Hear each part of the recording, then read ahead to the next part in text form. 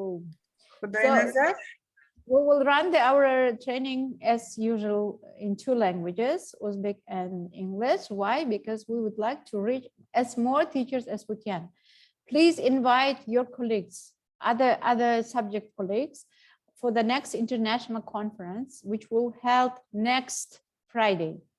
There will be a lot of official people and more donors, hopefully. And then we would like to see all of you, plus your colleagues who will listen, like a short term, what we have done on the framework of the project. That will be kind of report process, okay? O'zbekcha aytaman endi.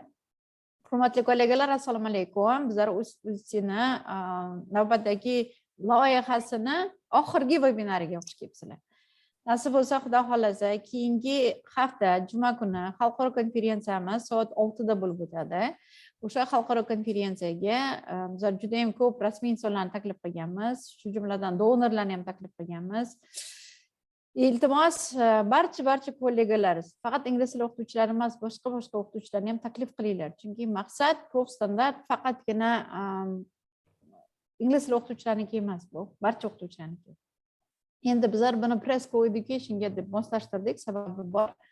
Bu haqida juda ham ko'p gapirish mumkin, lekin hozir prosta ta'lim tizimida o'qituvchilarning professional standarti borligini his qilishlaringiz eng muhim narsa. Bizning eng asosiy mesajimiz shu. O'sha xalqaro seminarda bizlar o'zbekcha, ruscha, inglizcha ketadi. Simultaneous translatorlar bo'ladi. Так что bemalol xohlagan tillaringizga qo'yib olib, bemalol eshitishlaringiz mumkin bo'ladi. Bahonasida simultaneous translation qanday ketishlarini kimdir bilmasa, uni ham ko'rib olishlaringiz mumkin bo'ladi. Bu ham bitta experiencelarga. Shuning uchun Javilaxon, assalomu alaykum. At last, I'm so happy to see you. Okay. Now I would like to give, you know that UzTEA is running special courses. It's called CPD, Continuing Professional Development courses. And among our UzTEA teachers, we have already those who are on a higher level, like national experts in international level. So I would like to give the floor today, one of our such experts, to Farkhod Kadirov, who is going to tell you about professional standards and assessment. Not the assessment of the teachers, how to form the assessment itself. O'zbekchasini ayting, Farhodjon. Mana bizlarni sizlar bilasizlar, CPD degani hayot davomida o'zini professional ko'nikmalarini rivojlantirib boradigan tizim. Bu UzTEAni tizimi. Sizlar bilasizlar, ingliz tilida boshlagan edik buni. Hozir asosiy barcha o'qituvchilar bilan qilyapmiz. Donorlarimiz bilan birgalikda. Bizlar oddiy o'qituvchidan xalqaro darajadagi ekspert darajasigacha olib chiqyapmiz. Mana UzTEAni xalqaro darajadagi ekspertlardan bittasi Farkhod Kadirov. Bugungi oxirgi webinarlarimizning bittasini sizlarga taqdim qiladi. Bu yerda o'qituvchilarning kompetensiyasiga mana shu core professional standardga asoslangan. To есть bizlar 6 ta уже sizlarga webinar berdik. Shu 6 ta webinarga asoslangan assessment tizimini taqdim qiladi. Tarjimonimiz Farhodjonga yordam beradigan xuddi shunday xalqaro ekspertimiz, milliy, lekin xalqaro darajadagi ekspert Rohatay Boltayeva. Rahmat, Rohatay. Farhod, you're welcome. Okay. Thank you very much. Thank you very much. Yes. Good evening, everyone. I hope you're not bored. So let's start. All right. Why do we need, firstly, assessment? Today, the topic of our discussion is assessment of teachers' competence based on these 10 core professional standards for teachers that we have been, observing, that we have been talking about throughout the, our discussions, throughout our sessions that we have presented already. So, Rohatay, perhaps you'll go with this. Demak, bugungi mavzuyimiz o'qituvchilarning asosiy professional standartlari asosida o'qituvchilarning o'quv malakalarini baholashga bag'ishlanadi va bu nimamizda, topikimizda bugun quyidagilarni cover qilamiz. So yeah, thank you. You're saying cover. Okay, these are some of the topics that we're going to cover today, so it is something very wide, and we can't do it in one or another session. But then let's at least get some understanding about it. what is the teacher's competence? What competence are needed? And what evaluation forms do we have for teachers that have various competences? And what competences are needed for a teacher to be evaluated correctly? Demak, ushbu seminarimiz davomida biz quyidagilar haqida gaplashib o'tamiz. Birinchi qismida biz o'qituvchilar uchun zarur bo'lgan o'quv malakalari ro'yxati bilan tanishamiz va ikkinchidan o'qituvchilarning turli kompetensiyalarni baholash formasi bilan tanishamiz. Yeah, and I didn't talk about part 2 yet. Thank you. All right, and in part 2, I'm going to talk about how to help students grow academically, help them to achieve their goals, academic goals. And here we have talked about different types of assessment, but I'd like to stress out the role of formative assessment and its benefits in teaching and learning. And also I'd like to stop at factors that makes teachers successful in their job. What factors do we have that helps teachers to be successful? Thank you. Demak, prezentatsiyaning ikkinchi qismida esa biz talabalarning akademik rivojlanishiga qanday qilib yordam bera olishimiz haqida gaplashamiz. Formativ baholash va uning o'qitish va o'rganishdagi afzalliklari haqida va oxirgisi o'qituvchilarni o'z ishida muvaffaqiyatga olib keluvchi omillar haqida gaplashamiz. Thank you. Yes. Next slide, please. So, you know the STEM standards, UNESCO Professional Teaching Standards. So, we have been talking about it a lot, and today our presentation is based on most of it on these standards. All right. Demak, biz bundan oldingi bo'lib o'tgan 6 ta webinarimizda UNESCO professional o'qitish standartlari asosida gaplashib kelganmiz. Bular bilan siz albatta yaxshi tanishsizlar va ushbu webinarda esa biz quyidagi 10 ta standartlarni o'z ichiga olgan o'qituvchilarni baholash malakasiga qaratilgan o'quv malakalari haqida gaplashamiz va bu ushbu standartlarning barchasiga taalluqli hisoblanadi. Yes, these are a list of teachers' competences that are needed for everyday teaching. So let's stop a little bit on each of them and let's talk about each of them, but with this slide, okay? Don't go to another slide. Demak, biz quyidagi o'qituvchilarga talab qilinadigan malakalar ro'yxatini siz ko'rib turibsizlar va hozir bittalab yaxshilab tanishib chiqamiz ushbu slayd orqali. So, personal competence. What is personal competence? What do you understand by personal competence? Anybody? Demak, shaxsiy kompetensiya deganda nimani tushunasizlar? Chatga yozishinglar mumkin yoki gapirishinglar mumkin.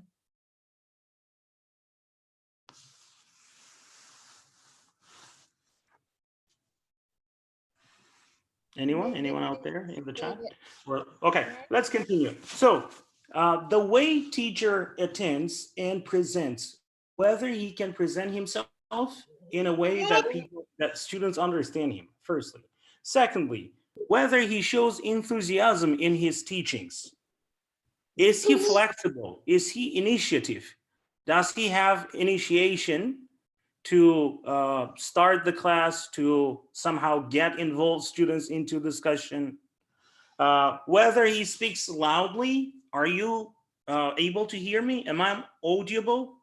Whether he speaks clearly, these are personal competence. Just think about a teacher who murmurs during, his class, like mumbles. Demak, shaxsiy kompetensiya deganda nimani tushunarkanmiz biz? Bu o'qituvchining o'zini tutishi dars jarayonida, u qay tarzda talabalarga o'zini qiziqtirib gapira oladi. Prezentatsiya qilayotganda qanday qiziqish bilan talabalarga prezentatsiya qiladi. O'zi initsiativa ko'rsatib dars o'tishi, dars o'tayotganda har qanday vaziyatga moslashishi. Okay, all right.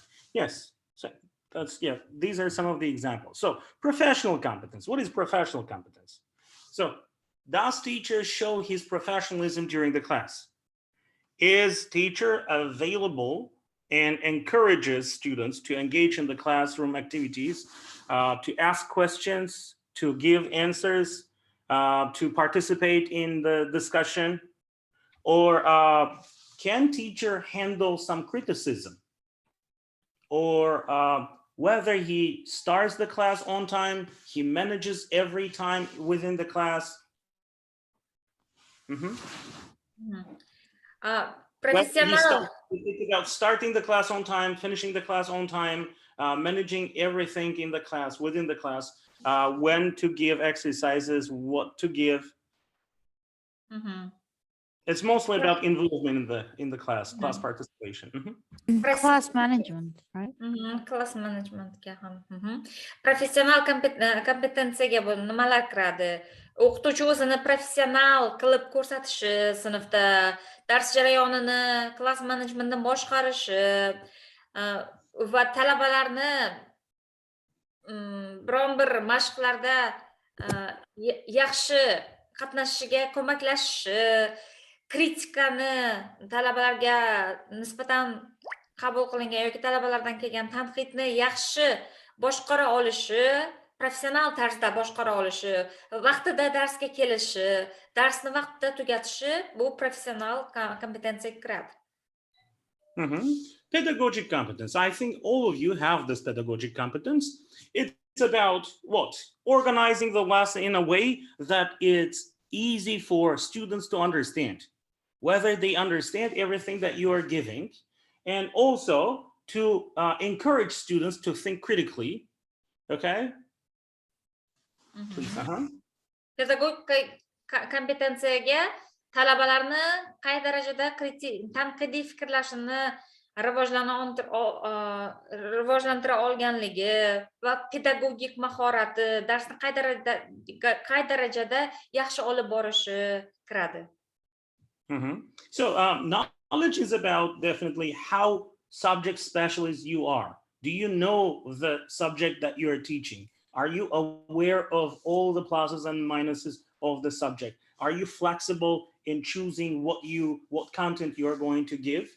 And is it okay for you, for example, to accept that you don't know something, but then you will get on it, and the next class, you will definitely answer these questions. Demak, bilim kompetensiyasiga o'qituvchining qay darajada o'zini fanini chuqur bilishi va qay tarzda ushbu bilimini bolalarga, o'quvchilarga yetkazib berishi va o'ziga bilimiga ishonchi borligi va darsda ushbu narsani namoyish etishi kiradi.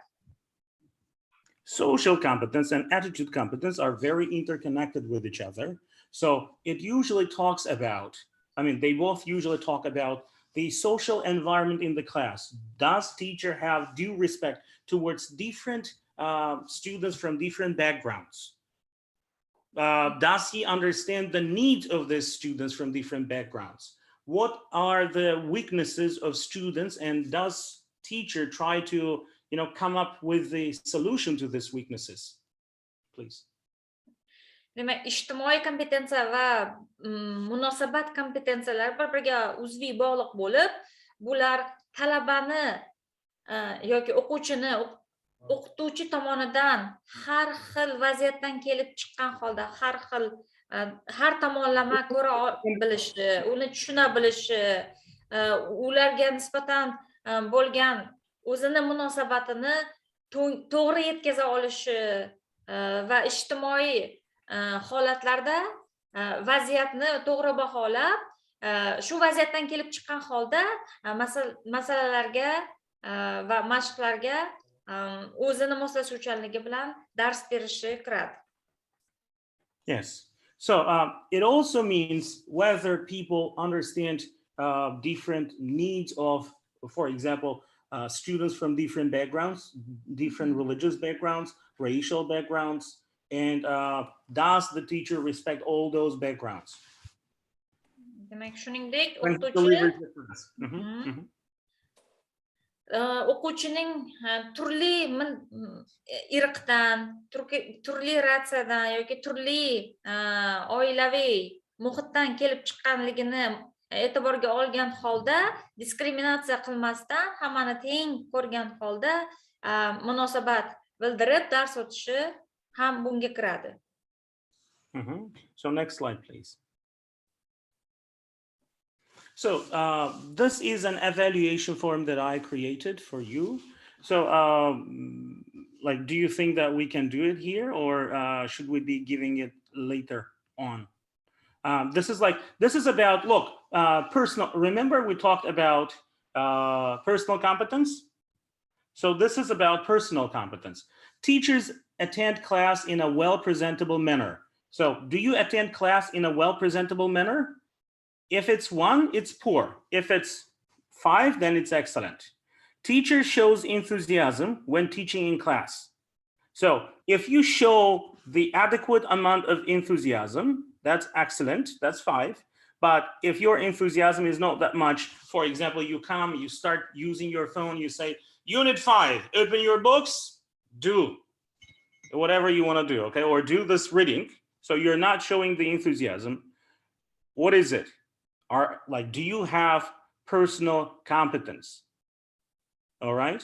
So if no, then if you do that, then it means that your personal competence is 1. Or teacher shows initiative and flexible in teaching. Or teacher is well articulated. It means he can deliver his message, convey the message to students. Okay. Teacher speaks loud, clear, enough to be heard, and he is understood. From any part of the class he talks. Sometimes we have bigger classes, we stay in one position, in one place, but then the back of the class does not hear us. All right, so as a result, if they don't hear us, can we engage them into studying? Of course no. Please. Demak, ushbu slaydda ko'rib turganingizdek, o'qituvchilarning har xil kompetensiyaga bag'ishlangan baholash kriteriyasini rubrik sifatida yaratganlar aka Farkhod. Bular hozir bundan oldingi slaydda ko'rganingiz shaxsiy kompetensiya bo'yicha rubriklarga qo'yib chiqqanlar. 1 dan 5 gacha. 1 demak eng past ball, 5 a'lo baho. Masalan, birinchi shaxsiy kompetensiyaga qaraydigan bo'lsak, o'qituvchi o'zini yuqori tarzdagi prezentatsiya yoki yuqori malakali holatda dars o'tadi. Bu o'zingizga qanday baho bera olasiz? Or you can use it not only for self-assessment, but also to assess your colleague, to assess, for example, if you're a school principal, to assess your employee, a teacher. Demak, bu nafaqat o'qituvchi o'z-o'zini baholay olar ekan, balkim darslarga boshqa o'qituvchini kuzatishga kirishda yoki maktab direktorlari ham kirib, o'sha o'qituvchini nazorat, masalan, kuzatuv darslariga kirib, ushbu rubrik orqali baholay olsa bo'lar ekan. Demak, qiziqish bilan dars o'tadi o'qituvchi, initsiativa ko'rsatib, har bitta vaziyatga moslashuvchanligi tekshiriladi. Butun bor bilimini o'qitayotgan fanida bor bilimini berib, o'rgatyapti darsni va oxirida yetarlicha baland tarzda, yetarlicha aniq tarzda gapirib darsni o'tadi. This is personal. Well, I forgot to include that, but this is personal and professional competences. Two of them, not one. Demak, bu ham shaxsiy va professional kompetensiyalar uchun tuzilgan rubrik ekan. Next slide, please. I'm sorry, no. I did separately. Sorry. Demak, alohida yozilgan ekan. Bu professional. Because I wanted to unite them, and it was like a lot. So yes, professional practices. I said, well, professional competence. So teacher shows professionalism in class. You understand that as a teacher, you have to show your professionalism. You have to manage the class correctly. Or are you committed to your teaching?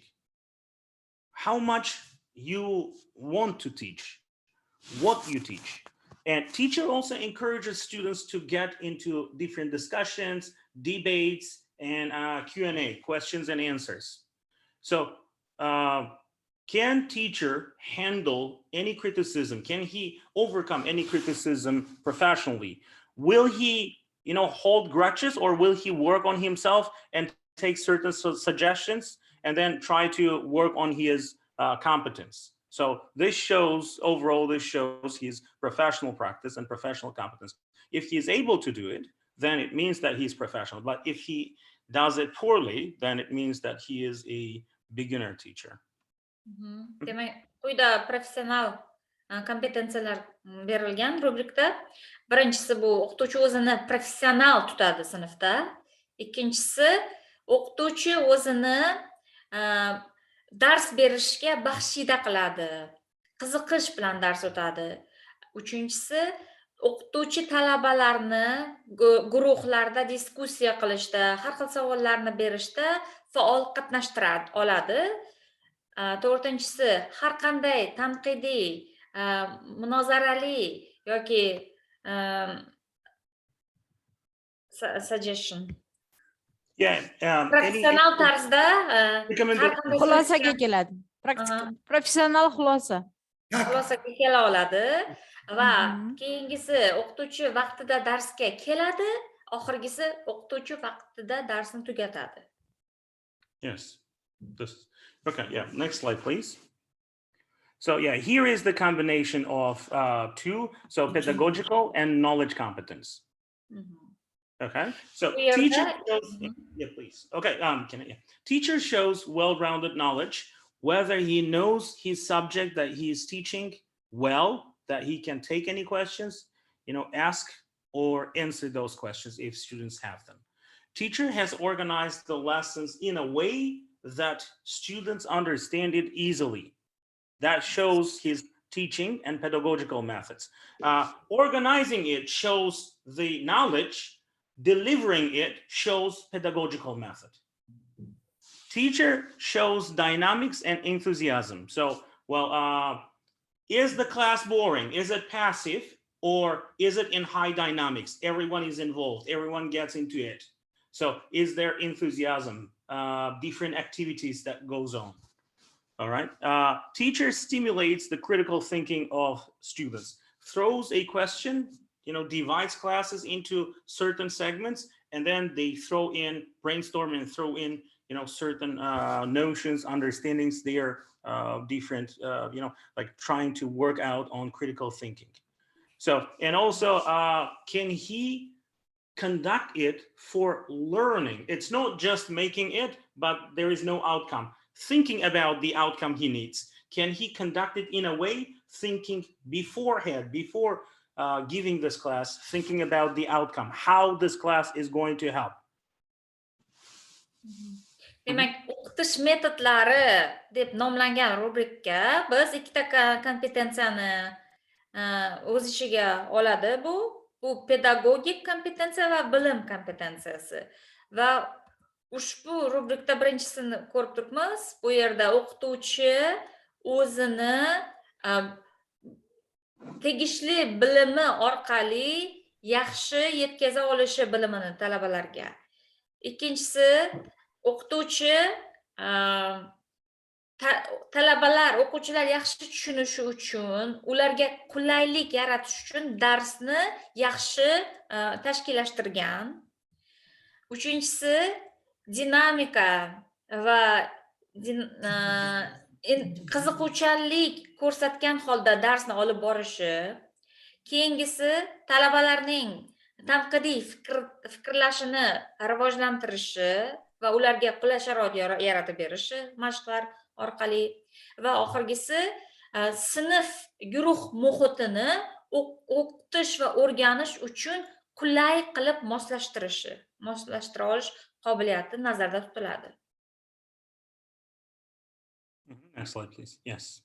So this position towards students, that is about social competence and attitude competence. So what does teacher believe? Does he believe, or does he or she believe that students can learn from the class? Or do they discourage students like, oh, you're not able to learn? or does teacher show the respect that these people, these students from different backgrounds have? I mean, they have different backgrounds, and does the teacher show respect towards those people equally? Or is he biased? Is he biased towards some? Yes, Jerry, you're from England, you can speak. No, Rohato, you're from Uzbekistan, you can't speak, I'm sorry. Okay, and Jerry gets 5, Rohato always gets 2. Okay, and next one is trying to find students' strength as an opportunity to, show the growth, but weaknesses as opportunity for improvement. When you find the weaknesses, then there is an opportunity to grow. You can explain and understand that there is an opportunity to grow. Is the teacher able to find it? And last one, does the teacher understand the weakness of a student and tries to help student to improve himself? What is that weakness? Not just showing, oh, you made 5 mistakes, all right? But what is the weakness? How it should be eliminated? What should be done to help the students to eliminate these 5 mistakes? And next time, perhaps he's going to make 4 mistakes, 3 mistakes, or no mistakes. Demak, ushbu slaydda biz oxirgi 2 ta kompetensiya, ya'ni ijtimoiy kompetensiya va munosabat kompetensiyalarini quyida talabalarga nisbatan, talabalarga moyil bo'lgan rubrikda ko'rib turibmiz. Bunda biz birinchisi, o'qituvchi ishonadiki, uning talabalari ushbu sinfda, ushbu darsda biror narsani o'rganishini. Ikkinchidan, o'qituvchi hamma talabalarga birdek munosabatda bo'ladi. Uni irqi, uni dini, yoshi, tanasini rangidan qat'iy nazar bir xil munosabatda bo'ladi. Keyingisi, o'qituvchi talabalarning ojiz taraflarini topib aytib bera oladi va o'sha ojiz taraflarini aytgan holatda mana bunaqa qilsang sen o'sasan deb yo'naltira oladi. Va o'qituvchi shuningdek kuchli talabalarning kuchli taraflarini ayta oladi va bundan-da yaxshiroq o'sishing uchun mana bu ishni qilishing kerak deb yo'naltira olishi muhim ahamiyatga ega ekan. Va oxirgisi, o'qituvchi bu talabalarning ojizliklarini ko'rib turib va yordam bersagina o'zini o'quvchisini bundan-da yuksak marraga erishishiga ishonadi. Va bu yerda diskriminatsiyada aka Farkhod aytib o'tdilarki, demak, men bu talabani yaxshi ko'raman, u yaxshi o'qiydi va uni maqtashim kerak har doim. Va bu Angliyadan kelgan talaba, masalan, Jon, har doim unga 5 qo'yishim kerak. Bu Jon o'qi? Albatta, senga 5 har doimgidek. Va masalan, Barno, sen Efiopiyadan kelgansan, yaxshi o'qiy olmayapsan, talaffuzing yomon, senga 2 qo'y o'qima boshqa safar deb bunaqa munosabatda bo'lmaslik kerak ekan. Teng ko'rish kerak ekan hammani va ojiz tomonlarini, yaxshi o'sayotgan tomonlarini har doim o'quvchilarga ta'kidlab, ularni o'sishi uchun harakat qilish kerak ekan. Yes, next slide, please. So this is about evaluation. So internal and external evaluation. We have 2 different evaluation forms. Internal and external used throughout the world, all right? So we have peer evaluation. You know that for internal evaluation. Internal within the school, external outside the school. Perhaps you will explain it first and then we can move on. Demak, bizni baholashimiz ikkiga bo'linadi ekan. I'm sorry. And we also have like assessing individual teacher and assessing the whole, or evaluating individual teacher or the whole school.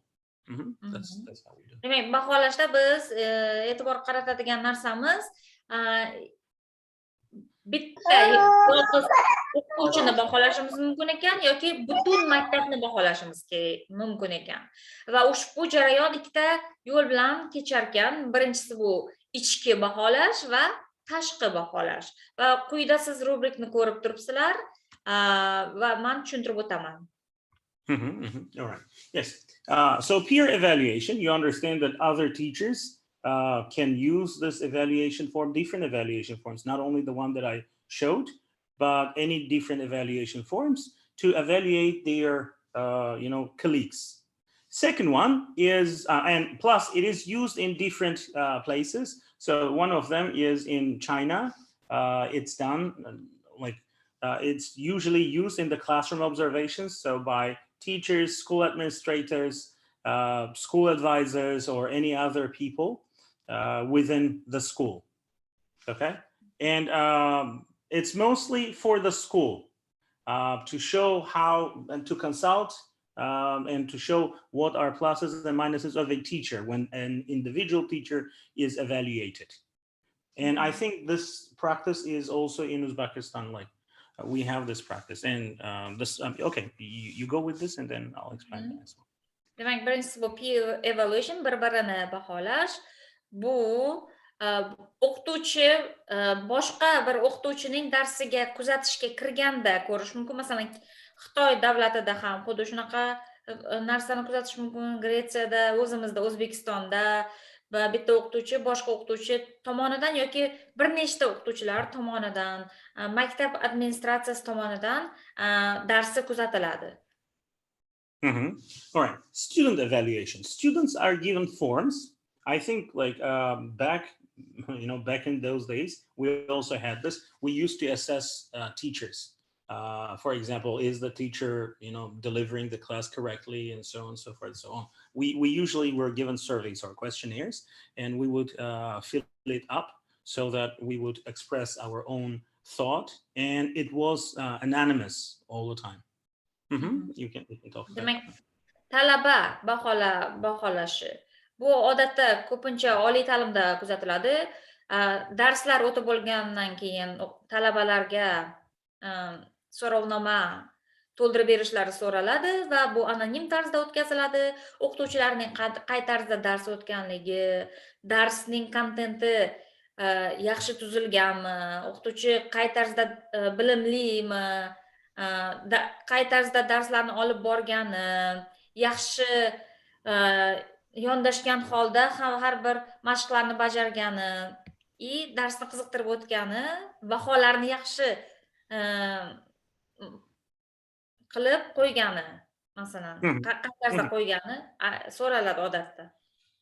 All right. Yes. Next one is individual self-assessment. So you yourself, a teacher himself or herself, assesses by looking at certain criteria in the rubric and gives point or says like poor, satisfactory, excellent, for instance. And these methods are usually observed in European part.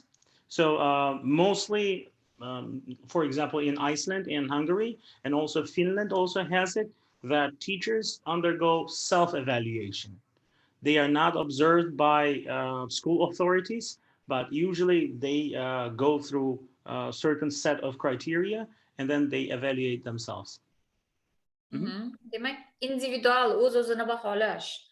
Bunda o'qituvchilar o'zlarini berilgan kriteriyalar asosida baholaydilar va bu ko'pincha Islandiyada, Vengriyada ko'proq uchraydi va bunday metod o'qituvchilarga o'z-o'zini baholash metodi juda ham qulay keladi. In Finland as well. Finlandiyada ham. So yeah, school had. So I think that in many places, school directors or head teachers, they usually enter the class and start evaluating teachers' performance during the class.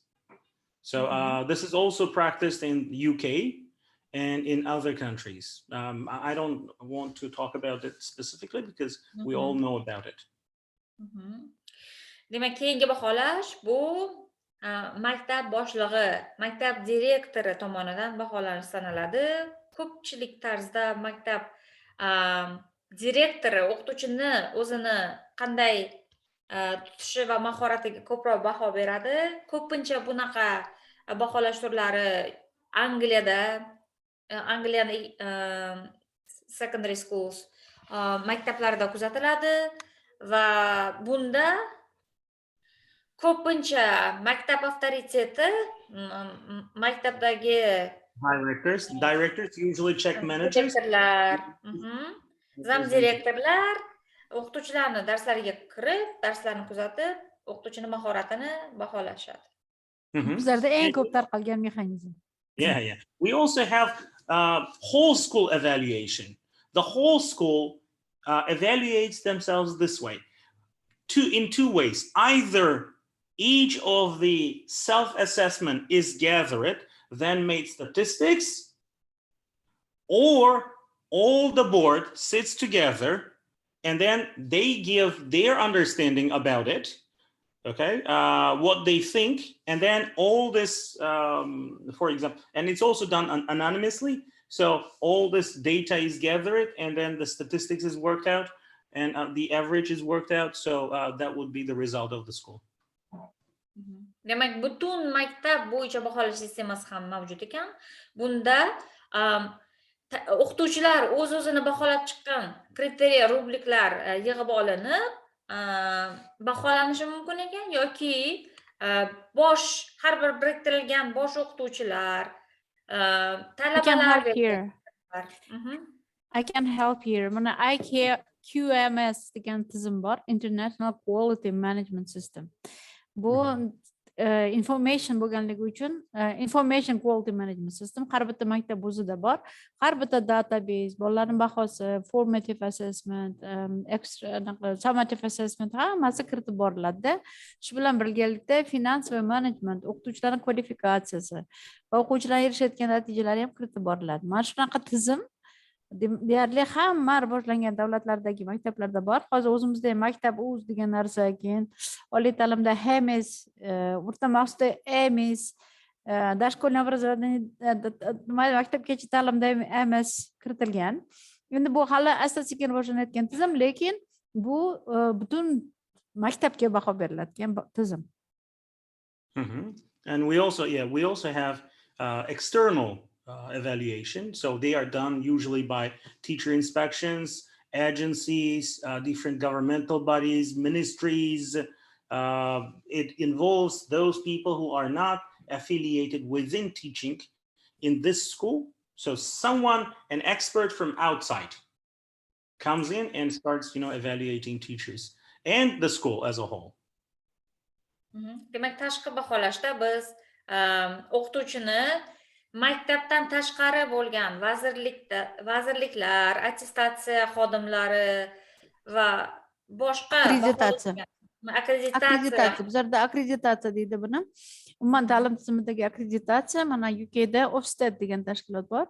Bu tashkilot har 5 yilda kelib bir marta tekshirib ketadi-da, yulduzcha berib ketadi. Shu yulduzchasi bor ta'lim muassasasi bemalol keyingi 5 yilgacha maza qilib ishlaydi. Bu offset yulduzchasini olish oson emas, lekin offset yulduzchasini olgandan keyin Angliyada bu maktab namunali emas, har qalay qonun qoida darajasida ishlaydigan maktab hisoblanadi.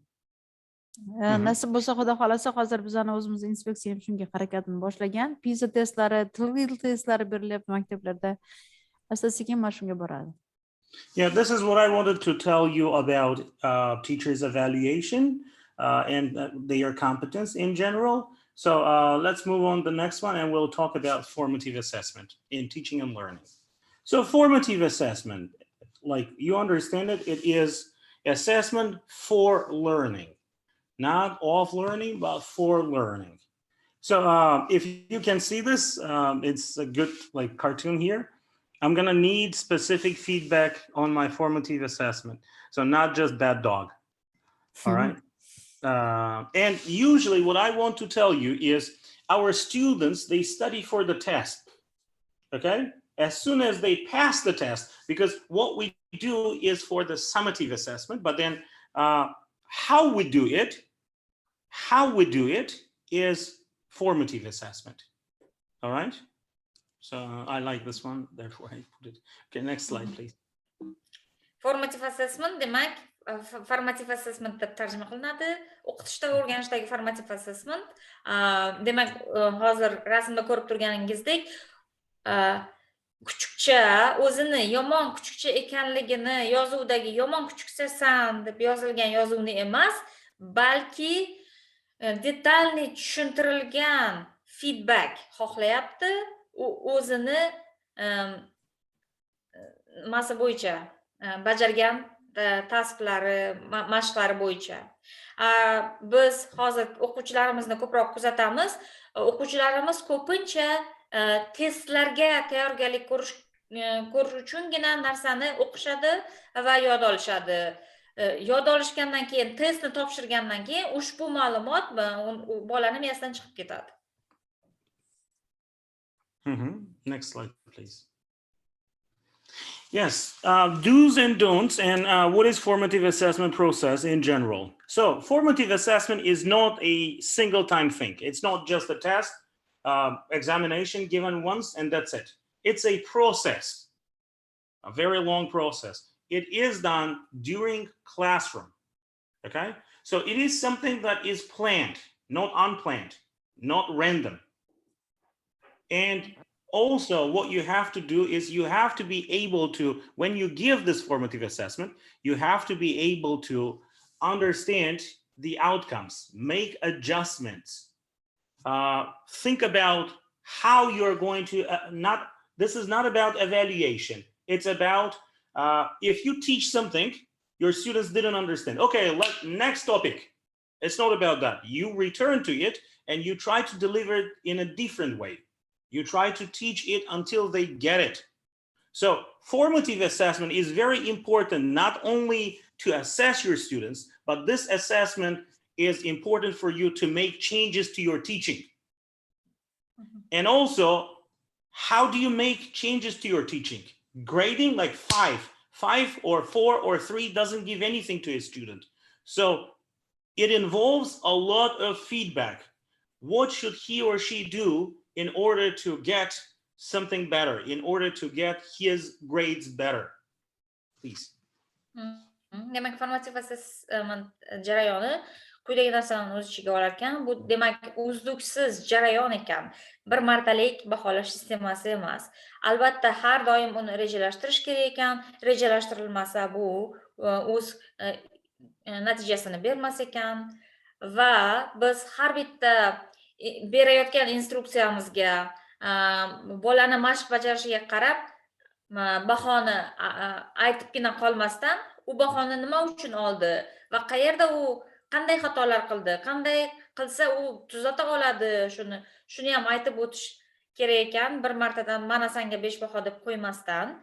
Va talaba ushbu berilgan feedback orqali o'zini ustida ishlab yanada harakat qiladi. Va bu degani bir marta baholashdan qochish kerak ekan, uzluksiz davom etadigan jarayon hisoblanar ekan. Next slide, please. Yes, these are the main benefits of formative assessment. So defined learning goals. When you conduct formative assessment, it gives you clear goals and it helps you to achieve those goals. It helps your students to achieve those goals because you monitor your students regularly to help them keep their goals clear. And second one, let me go through all of it so that it wouldn't take that much time. So improved academic achievement. What is improved academic achievement? It's formative assessment shows where you are and what your goal should be, and to fill in this gap between your, in case of students, between your students' ability, knowledge, what they know now, and what they are going to achieve. So they would understand that, okay, I'm here, I'm required this, or I have to fill it with this one, okay, with other knowledge. Enhance student motivation. When students know clearly what they have to do in order to achieve their goals and where they are, it enhances their motivation. Plus, what it does is, if your exercises, if what you are teaching them during the class shows them that with these exercises, with these activities, they can achieve their goals. For example, these exercises will make you get IELTS band score 7, let's say. All right, they will be motivated to do that. Otherwise, if they don't understand it, and that's the next one, they will not get engaged. They will not get engaged. So to increase, to boost their engagement, you have to show that whatever you are giving is connected with the outcome that they will achieve. So perhaps up till here. Demak, ushbu slaydda ko'rib turganimizdek, asosiy afzalliklar ko'rsatilgan formativ assessmentning, baholashning. Birinchisi bu aniqlashtirilgan o'rganish yoki ta'lim maqsadlari bo'lishi kerak. Aniq maqsad qo'yib, shunga nisbatan, shunga ko'ra biz harakat qilishimiz kerak ekan. Ikkinchidan, bu yaxshilangan o'quv, akademik yutuqlar sari talabalarimizni biz yo'naltirishimiz kerak ekan. Uchinchisi, bu talabalarning motivatsiyasini oshirishimiz kerak ekan va motivatsiya deganda hozir bitta misol keltirdilar. Aniq bir mashqni berib, ushbu mashq orqali sen IELTS 7 darajaga chiqa olasan deb berilsa va talabada bu mashqni bajarishga qiziqish hamda motivatsiya kuchayib, o'sha maqsadi sari intiladi talaba. To'rtinchidan, ushbu mashqlar orqali aynan maqsad aytilsa, uni nimaga talaba erishishi aytilsa, uni qiziqishi kuchayib, ushbu mashqlarga tomon o'quvchilarda faollik oshadi. Okay, so the last two are very important. So focused and targeted feedback. Instead of, remember we talked, instead of just talking about the mistakes, you made 10 mistakes, you made 15 mistakes, instead of enumerating them, or instead of telling them that, oh, these mistakes will get 2 or 3, what we have to do is we have to teach them how to avoid making these mistakes. Where is the root problem of making these mistakes? What should the performance, their performance, students' performance be like to avoid making these mistakes? This is targeted feedback. And the last one, personalized learning experience. You may use one or another classroom activity, but it may not work for other classrooms. So what you have to do is you have to analyze and work out a different approach to a different group. If one size does not fit all, then you have to change the size. Please. Demak, beshinchisi bu yo'naltirilgan va maqsadga qaratilgan feedback sanaladi. Bu yerda mana Davron, sen 5 olding, sen 3 ta xato qilganing uchun, Barno esa 2 oldi, 11 ta xato qilgani uchun deb aytib qo'ymasdan, o'sha xatolar nima sababdan oldi, qanday qilsa u xatolarni yaxshilashtiradi, qay tarzda rivojlana oladi, shular aytilsa, talaba yanada o'zini ustida yaxshiroq ishlaydi. Va 6-inchisi bu shaxsiylashtirilgan ta'lim tajribasi deb nomlanadi. Bu yerda masalan bitta sinfga dars o'tsangiz, u yerda o'z ishini bergan mashqingiz 2-sinfga dars o'tganingizda ishlamay qoldi. Demak, bu yerda siz talabani o'zlarini xohishlaridan kelib chiqqan holda mashqni salgina moslashtirib, boshqacha qilib o'tishingiz kerak bo'lar ekan. Demak, bitta razmerdagi yoki bitta qolipga solingan mashq hamma uchun ham bir xil ishlamas ekan. Talabalarning har xil backgrounddan kelib chiqqan holda. Don't move to the next slide. I just want to ask a question. Don't move to the next slide, please. When your students fail your examinations that you give during the class or as a summative assessment, what do you do? When you say, for example, Rokhatoy, you took 10%. Nodir, you took 15%. You took A, B, C. What do you do? Do you do anything? Do you change something in yourself?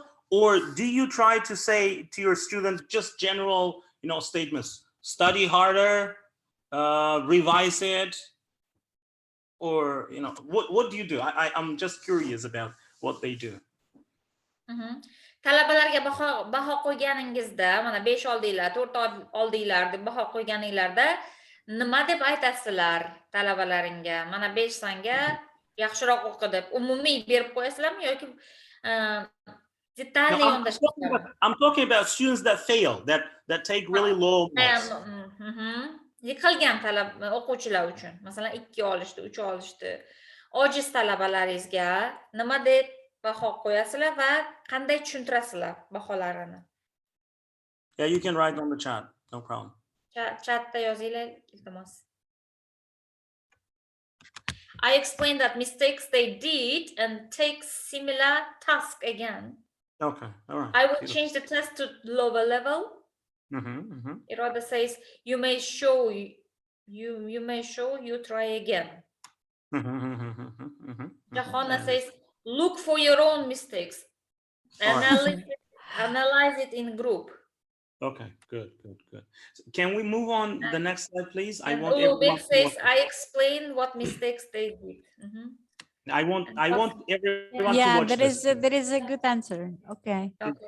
Yes. Revising the seams. Okay. Can you play it? Yeah. I was very excited to. Ovoz eshitilyaptimi?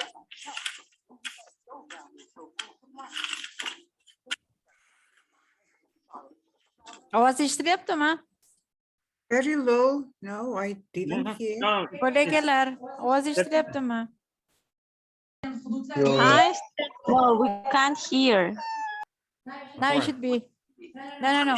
Can we go back first? Okay. I will start sharing again with the sound. Yes, please. Sorry. No, it's important. Yeah.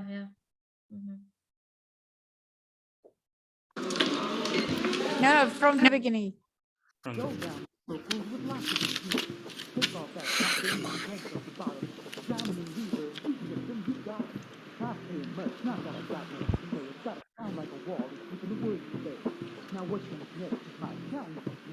None of you passed the test, and there is going to be punishment. I want you to pass these all around.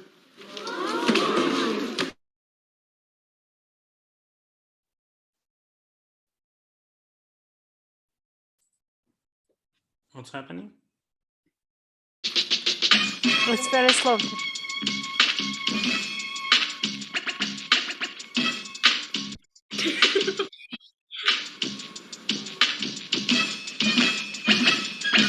Now let's get down to some presidential learning. We'll start with George Washington, straight from Mount Vernon. First president and commander-in-chief, fought the Revolutionary War so we could be free. John Adams was second, Thomas Jefferson third. When we fought for independence, their voices were heard. When in the course of human events, we took a stand and we've been doing it since. It's a tribute to the leaders of the USA. It's the president's rap. All right, okay.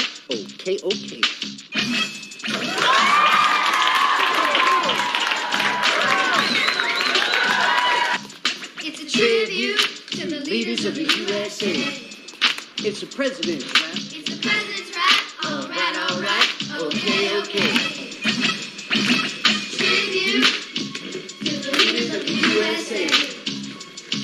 It's the president's rap. All right, okay. All right, back to your seats. Yeah. Back to your seats, please. It's the president's rap. All right, okay. So, yes. Thank you, Farkhod. No, you're well, we're not finished yet. Yes, I know that. Thank you. I'm thanking you for this piece. Wonderful piece and example. Unfortunately, yeah, it didn't go very smoothly, but let it be. All right. So factors that make teachers successful in their work. So please, later on when we share it, please look through all of it because these are based on UNESCO professional standards. All right. They all have whatever the standard says. So formal education. So teachers should have formal education and continuing education. experience in classroom and education sector, the ability to foster, to bring up positive interactions with students, the ability to create positive classroom environment, successfully using homework and assessment to determine, to show students' proficiency, students' growth, communication with students, with their parents, with co-workers, with colleagues, integration of various teaching techniques to show the unique needs of each student and to somehow help them with these needs. Also, helping students with disabilities or behavior challenges. If a student, for example, misbehaves during the class, you shouldn't tell him or her to go out, all right? Instead, try to help the student with certain behavior challenges. And integration of cultural diversity into school curriculum. This is very important. And yeah, and the next one, please. Firstly, you talk about it. Demak, ushbu slaydda ko'rib turibmiz, biz o'qituvchilarni muvaffaqiyatga olib chiquvchi omillarni, ular UNESCO professional standartlariga asoslangan. Birinchisi bu rasmiy ta'lim va uzluksiz ta'limni bir-biriga uzviyligi, ikkinchisi sinfda va ta'lim sohasidagi tajriba, uchinchisi talabalar bilan ijobiy munosabatlarni rivojlantirish qobiliyati, keyingisi sinfda ijobiy muhit yaratish qobiliyati, keyingisi uy vazifasini va baholashdan muvaffaqiyatli foydalanish bu talabalarning yoki o'quvchilarning malakalarini aniqlashtirishga va oshirishga qaratilgan hisoblanadi. Keyingisi talabalar, ota-onalar va hamkasblar bilan muloqotning muhimligi va keyingisi har bir talabaning o'ziga xos ehtiyojlaridan kelib chiqqan holda darslarni o'tish va keyingisi nogiron yoki o'zini xulq atvorida muammolari bor bo'lgan o'quvchilarga yordam berish va oxirgisi madaniy xilma-xillikni sinfxonaga, o'quv dasturiga integratsiya qilish. Yes, next slide, please. So I'm sure that each of you are inspirational teachers. If you find these qualities in yourselves, then each of you are, super teachers. So inspirational teachers are passionate about teaching and learning. They genuinely care for their students. They are, all the time unconventional in most of the inspiring way. They try to inspire throughout, different methods. They never give up on their students. They never say that, oh, their students will fail. Their students are failure. Never. And they improvise when necessary. When something does not go right, they always go left. Please. Demak, umid qilishimcha sizlarning hammangiz ilhom bag'ishlovchi o'qituvchi sanalasizlar. Demak, ular qanday o'qituvchi, qanday xislatlarga ega ekanlar? Bunday o'qituvchilar o'qitishga ishtiyoqli hisoblanadi. Ular o'z talabalariga chin dildan g'amxo'rlik qilib, ularni xohishi bo'yicha dars o'tishadi. Ular eng ilhomlantiruvchi tarzda, noan'anaviy tarzda dars o'tadilar. Hech qachon shogirdlaridan voz kechmaydilar va kerak bo'lsa improvizatsiya qilish orqali darslarini muvaffaqiyatli tarzda tushuntirib bera oladilar. Yeah, before we go to the next slide, remember that we play not only the role of a teacher, but with what we do, we will be embedded in someone's heart forever. Think about your teacher. Think about your teacher who made a change in you. Think about someone who influenced you up to now that you are here, that you chose a career of teaching. Think about those people. And let's watch the next one, please. Demak, hozir o'ylanglar, qaysi o'qituvchi sizda chuqur taassurot qoldirgan? Qaysi o'zini xulq-atvori yoki qaysi o'tilgan darsi bilan sizning yuragingizdan chuqur joy olgan o'qituvchi? O'shalarni o'ylagan holda biz keyingi slaydga o'tamiz.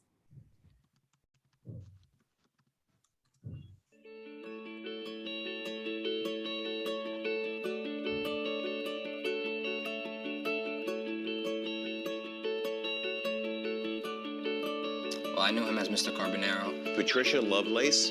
It was my 9th and 10th grade English teacher. It was our history and science teacher. She was typically the teacher that you got if you weren't doing too well in school. Yeah, I was kind of lost without her. I just remember wanting to walk into the classroom. There's sometimes like just in high school because it's so hard. Everyone's just... Middle school is kind of the time that I started getting bullied. She was just so good at what she did and instilled that confidence in me. It's about 4 years after graduation, my life got interrupted. And it wasn't until the end of the 80s when I started going back to school again. Encouraged me to be myself. Sounds cheesy, but... She just simply said, she was like, well, prove them wrong.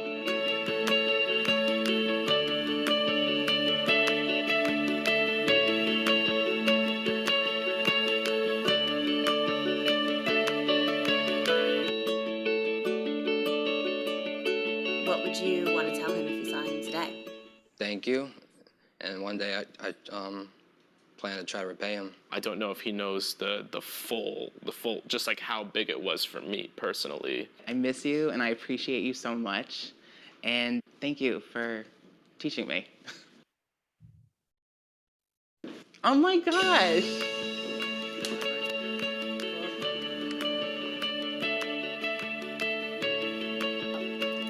Oh my God! Oh, Jesus. Oh, God, what are you doing here? Hello, hello.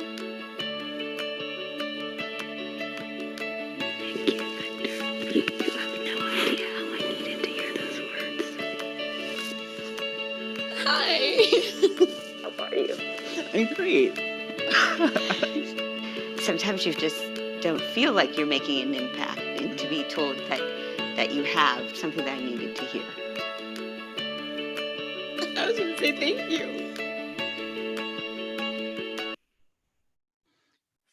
I hope that there are people who we can hug and who wants to hug all of us.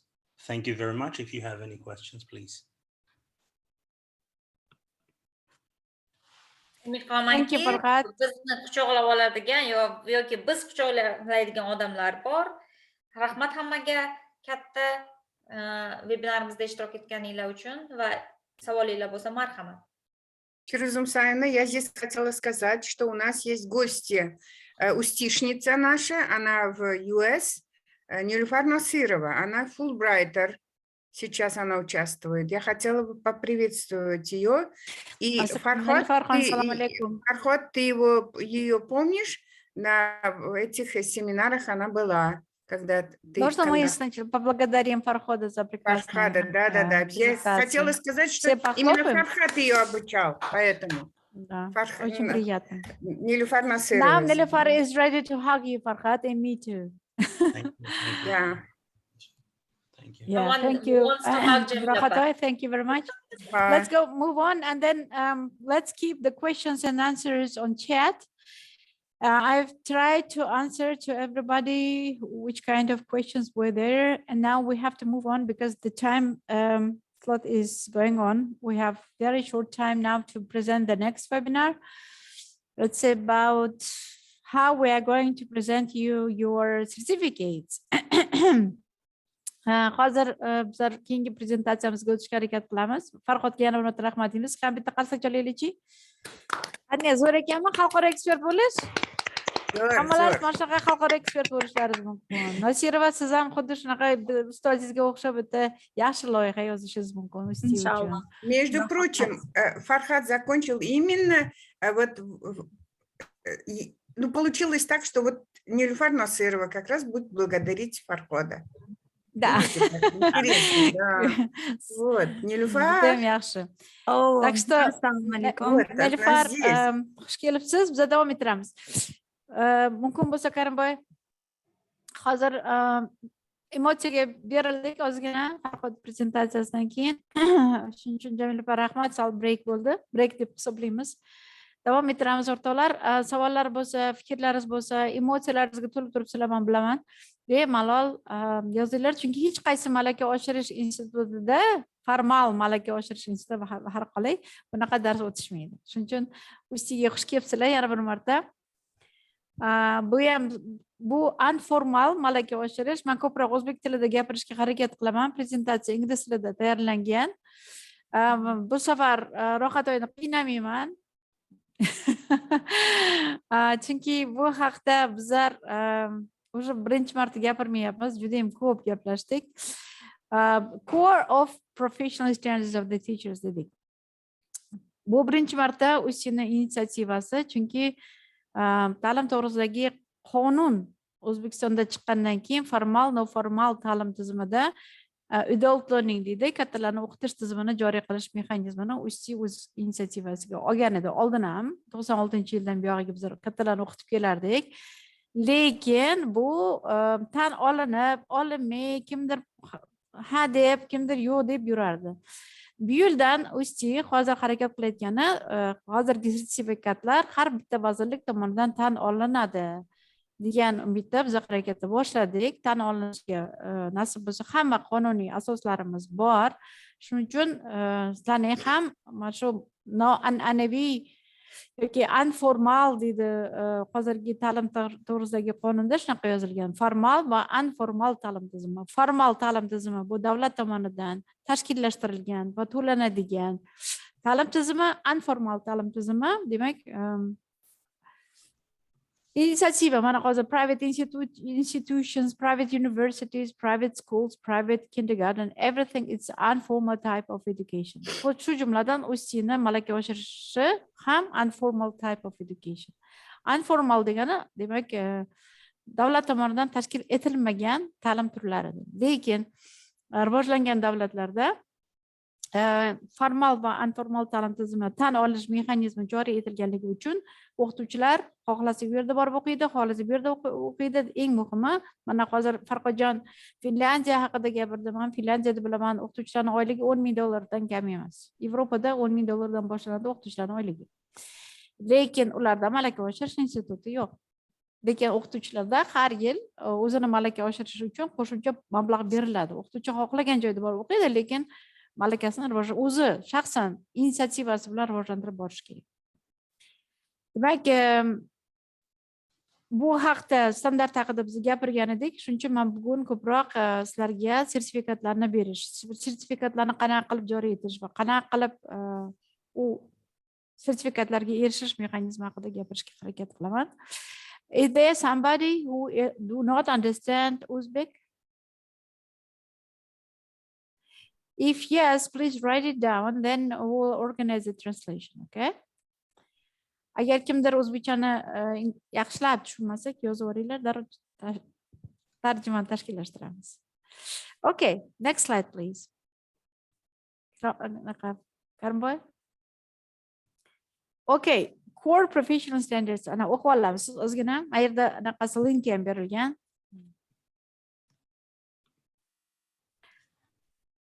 Demak, bu standart bizlarga ilhom berdi. Bizlar vazirliklar tomonidan yaratilayotgan professional standart va professional standartlarga yo'naltirilgan o'qituvchilarni o'qitish uchun mana shu izlab topganimiz core professional standard bo'ldi. Shulardan eng bittasi qualified teacher status. Masalan, eng yuqori, mana bugun bizlar o'zimiz UzTEAda xalqaro darajadagi o'qituvchilar deb aytyapmiz. Farhodjonni, mana Ro'xatoyni. Bular nima uchun? Chunki bular o'sha xalqaro darajadagi loyihalarda ishtirok etib, kontraktga qo'l qo'yishadi. Xuddi shunday Nizar Hamdamovich Feruza Musayni. Demak, xalqaro loyihalarda ishtirok etib, bizlar kechirasizlar-ku, yaxshi oylik ola boshladik. Chunki xalqaro darajada ekspert bo'lib, mana bunaqa narsalarni tushuna boshlaganimiz uchun.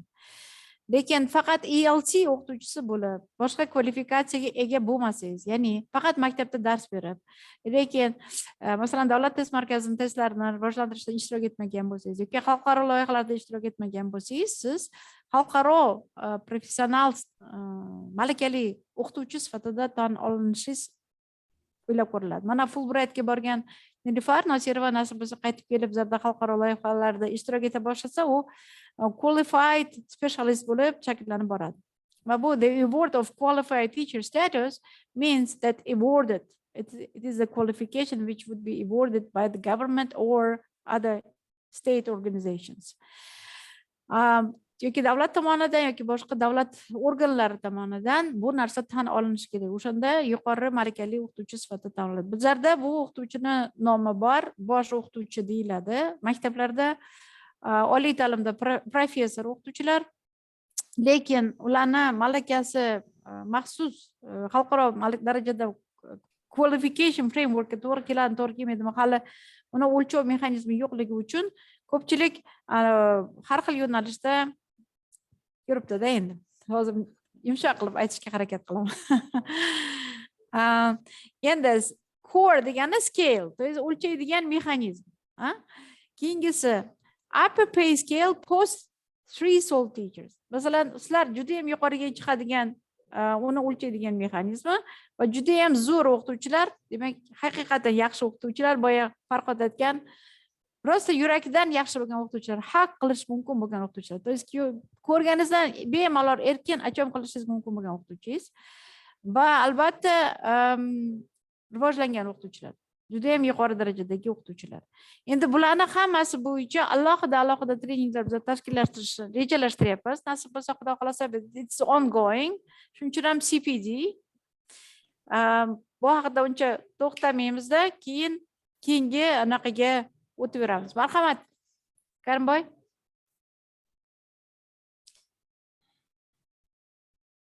Shu yerda logolarga e'tibor berishlaringizni xohlardim. Mana bizlarda hozir qilayotgan ishlarimiz preschool teacherslar uchun tashkillashtiryapmiz, chunki bizlarga oson bo'ldi bu narsani qilish va preschool educationda juda ham qiziqish katta.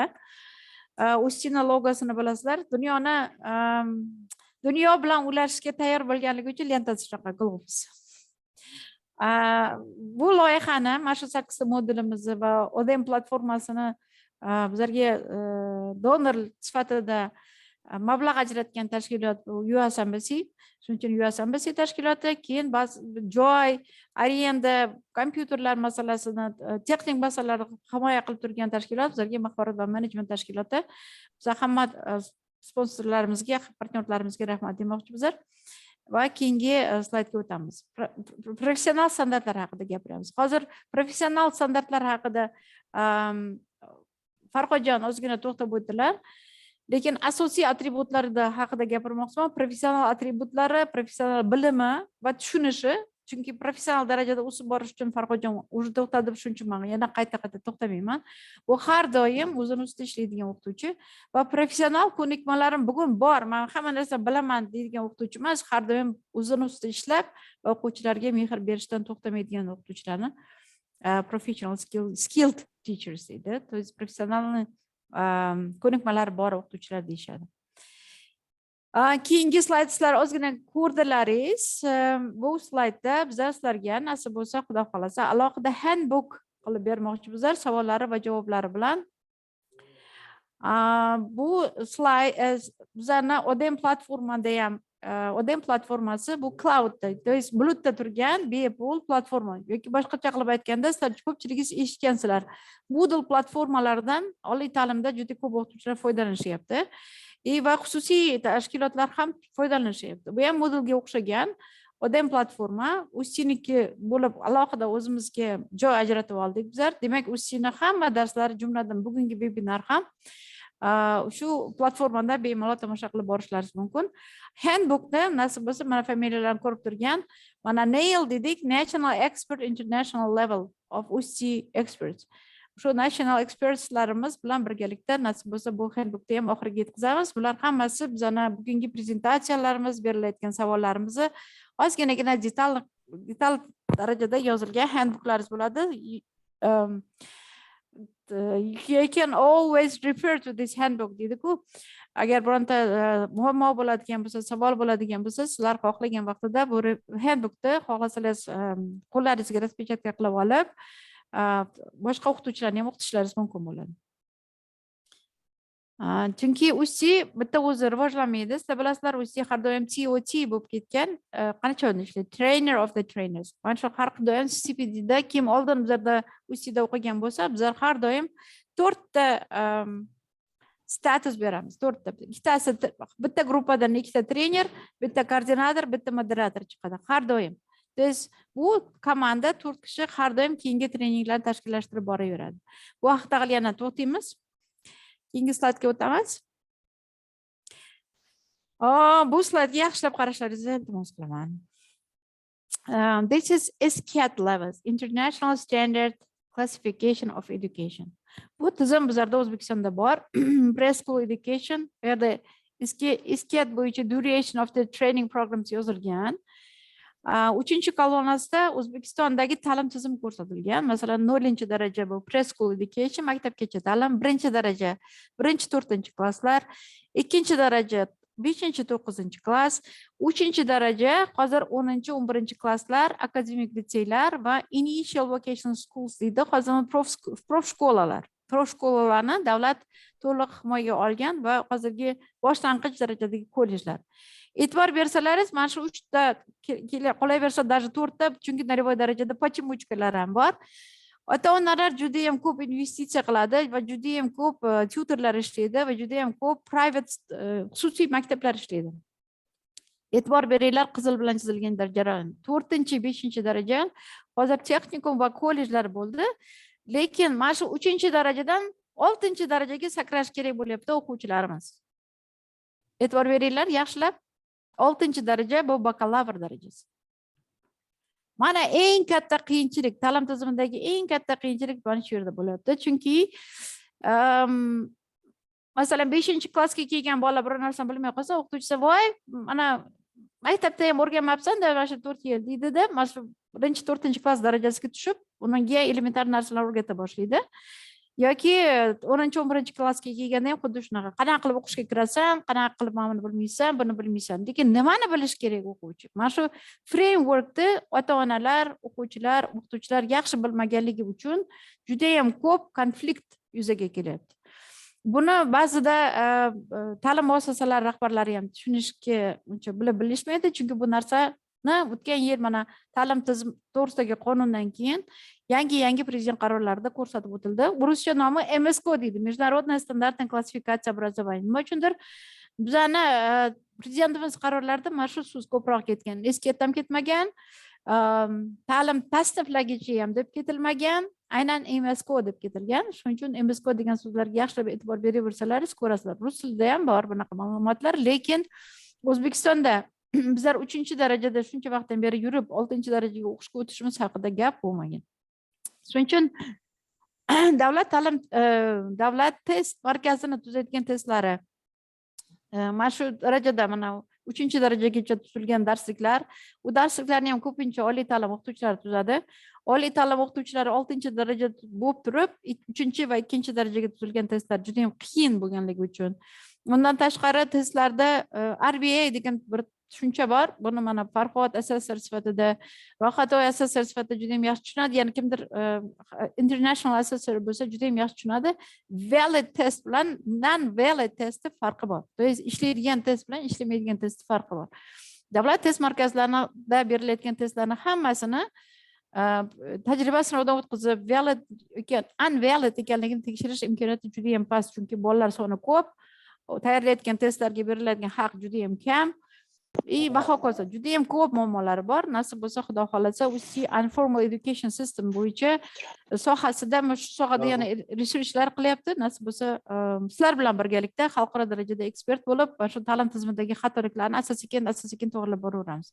Men juda ham istardim hozir mana janob Toshqulov va janob Toshkenbayev hozir hamma universitetlarga nima deydi, dormitory neydi, yotoqxonalarga borib talabalar bilan gaplashyaptilar, o'qituvchilar bilan gaplashyaptilar.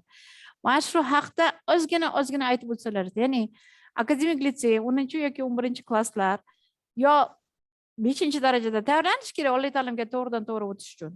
Olimpiadalar ham shu 5-darajada bo'lishi kerak yoki bu narsani nima deydi, foundation level kurslarda berilishi kerak. Universitetlar qoshida foundation levellar ochilishi kerakda, 4-5-daraja yopilishi kerak. O'shanda o'quvchilarimiz o'qishga kirishi to'g'ri bo'ladi. Hozir juda ham ko'p universitetlar ochilgan, bizlar ko'pchiligini o'rgandik.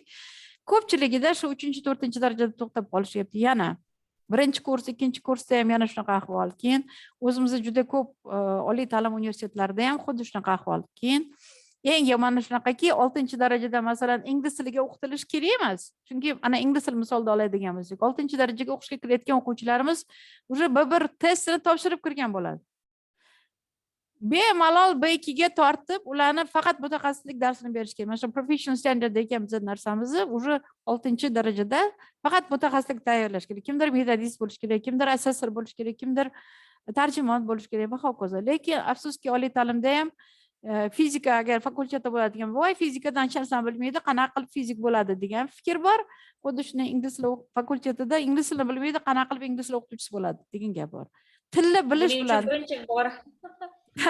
tilni bilish super kontrakt sistemasini yo'qotish kerak. O'shandagina ta'lim tizimi. Menimcha hozir bir ikkita universitetlar yo'qota boshladi, tushunishdi shu super kontrakt degan yomon narsa ekanligini. Endi bu sohada hali даже universitetlarda ham mutaxassislarni o'qitish kerak bo'ladi. Asta-sekin agar kimdir bu haqida gapiraversa, mana shu xohlasalar shu anaqani qo'llaringizni ko'tarib yuringlar. Bizlar 5-darajada o'qiyapmiz degan narsani. Keyin o'zlaringiz research qilganlaringizda albatta qaranglar. Men 5-darajaga dars beryapman-ku, 5-darajaga olib chiqaman. Endi UzTEA niyati nima bo'lyapti? Har bitta xususiy ta'lim sektorida, davlat sektorini aytmayapmiz, chunki davlat sektorida o'zi davlatning o'zini regulirovaniyasi bor, boshqaruv tizimi bor. Xususiy sektorlarda siz qaysi ta'lim darajasiga dars beryapsiz va qaysi ta'lim darajasiga tayyorlayapsiz degan savolni bera boshlasak, bizlar o'sha kuni ta'lim sifatiga qadam qo'ygan bo'lamiz. Bu juda ham muhim narsalar, shuning uchun iltimos e'tibor berishlaringizni so'rardim. Agar mana shu sohada savollaringiz bo'lsa, marhamat tashlanglar. Men ham shuni ko'p savol berib tashlanglarki, bizlar tinimsiz savollarga javob beraylik. Marhamat, keyingi savol, keyingi slayd. Endi mana informal and formal education har doim teng bo'lmagan, hech qachon teng bo'lmagan.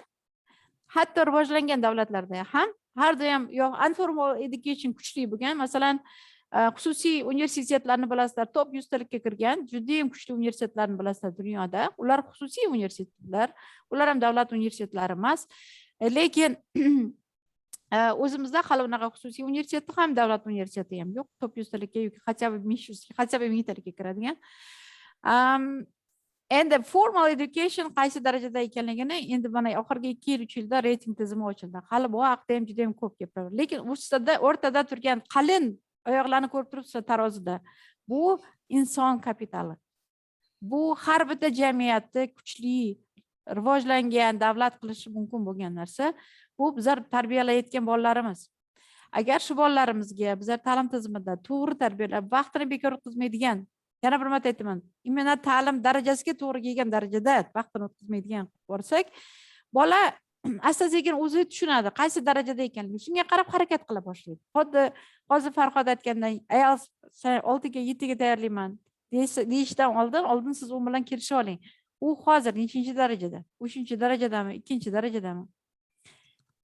Bu juda ham muhim narsalar, chunki buni toki bizlar o'qituvchilar tushunmas ekanmiz, chunki bizlar jamiyatni oldi insonlar bizlar. Shu yerda ozginagina siyosiy narsani ko'tarmoqchiman. Masalan, Qozog'istonda bo'lgan holat. Yaqinginada Qozog'istonda bo'lgan holat. Bu terroristlar deyishadi. Siyosiy jihatdanmi, terroristlarmi kim bo'lishidan qat'iy nazar, Kalashnikov va avtomatlarni tayyorlab, xalq oldiga chiqarib otishga majbur qilgan qaysidir ahmoq, demak u o'qimagan edi. Yaxshi o'qituvchisi bo'lmagan u odam. Men yana o'qituvchilarga murojaat qilmoqchiman, chunki yaxshi o'qimishli bo'lgan insonlar, kechirasizlar-ku, nima deydi? Marodyorstvo qanday tarjima qiladi o'zbekchaga? Talon-taroj qilmaydi. O'zini xalqini talon-taroj qilmaydi. Ko'zi to'q bo'ladi. Kasallar, hammasi kasal, больные. Da, endi bizlarga ham shu narsa bo'lishi mumkin degan gaplarni aytdim. Men aniq ishonaman, bizlarda ma'naviyat juda kuchli.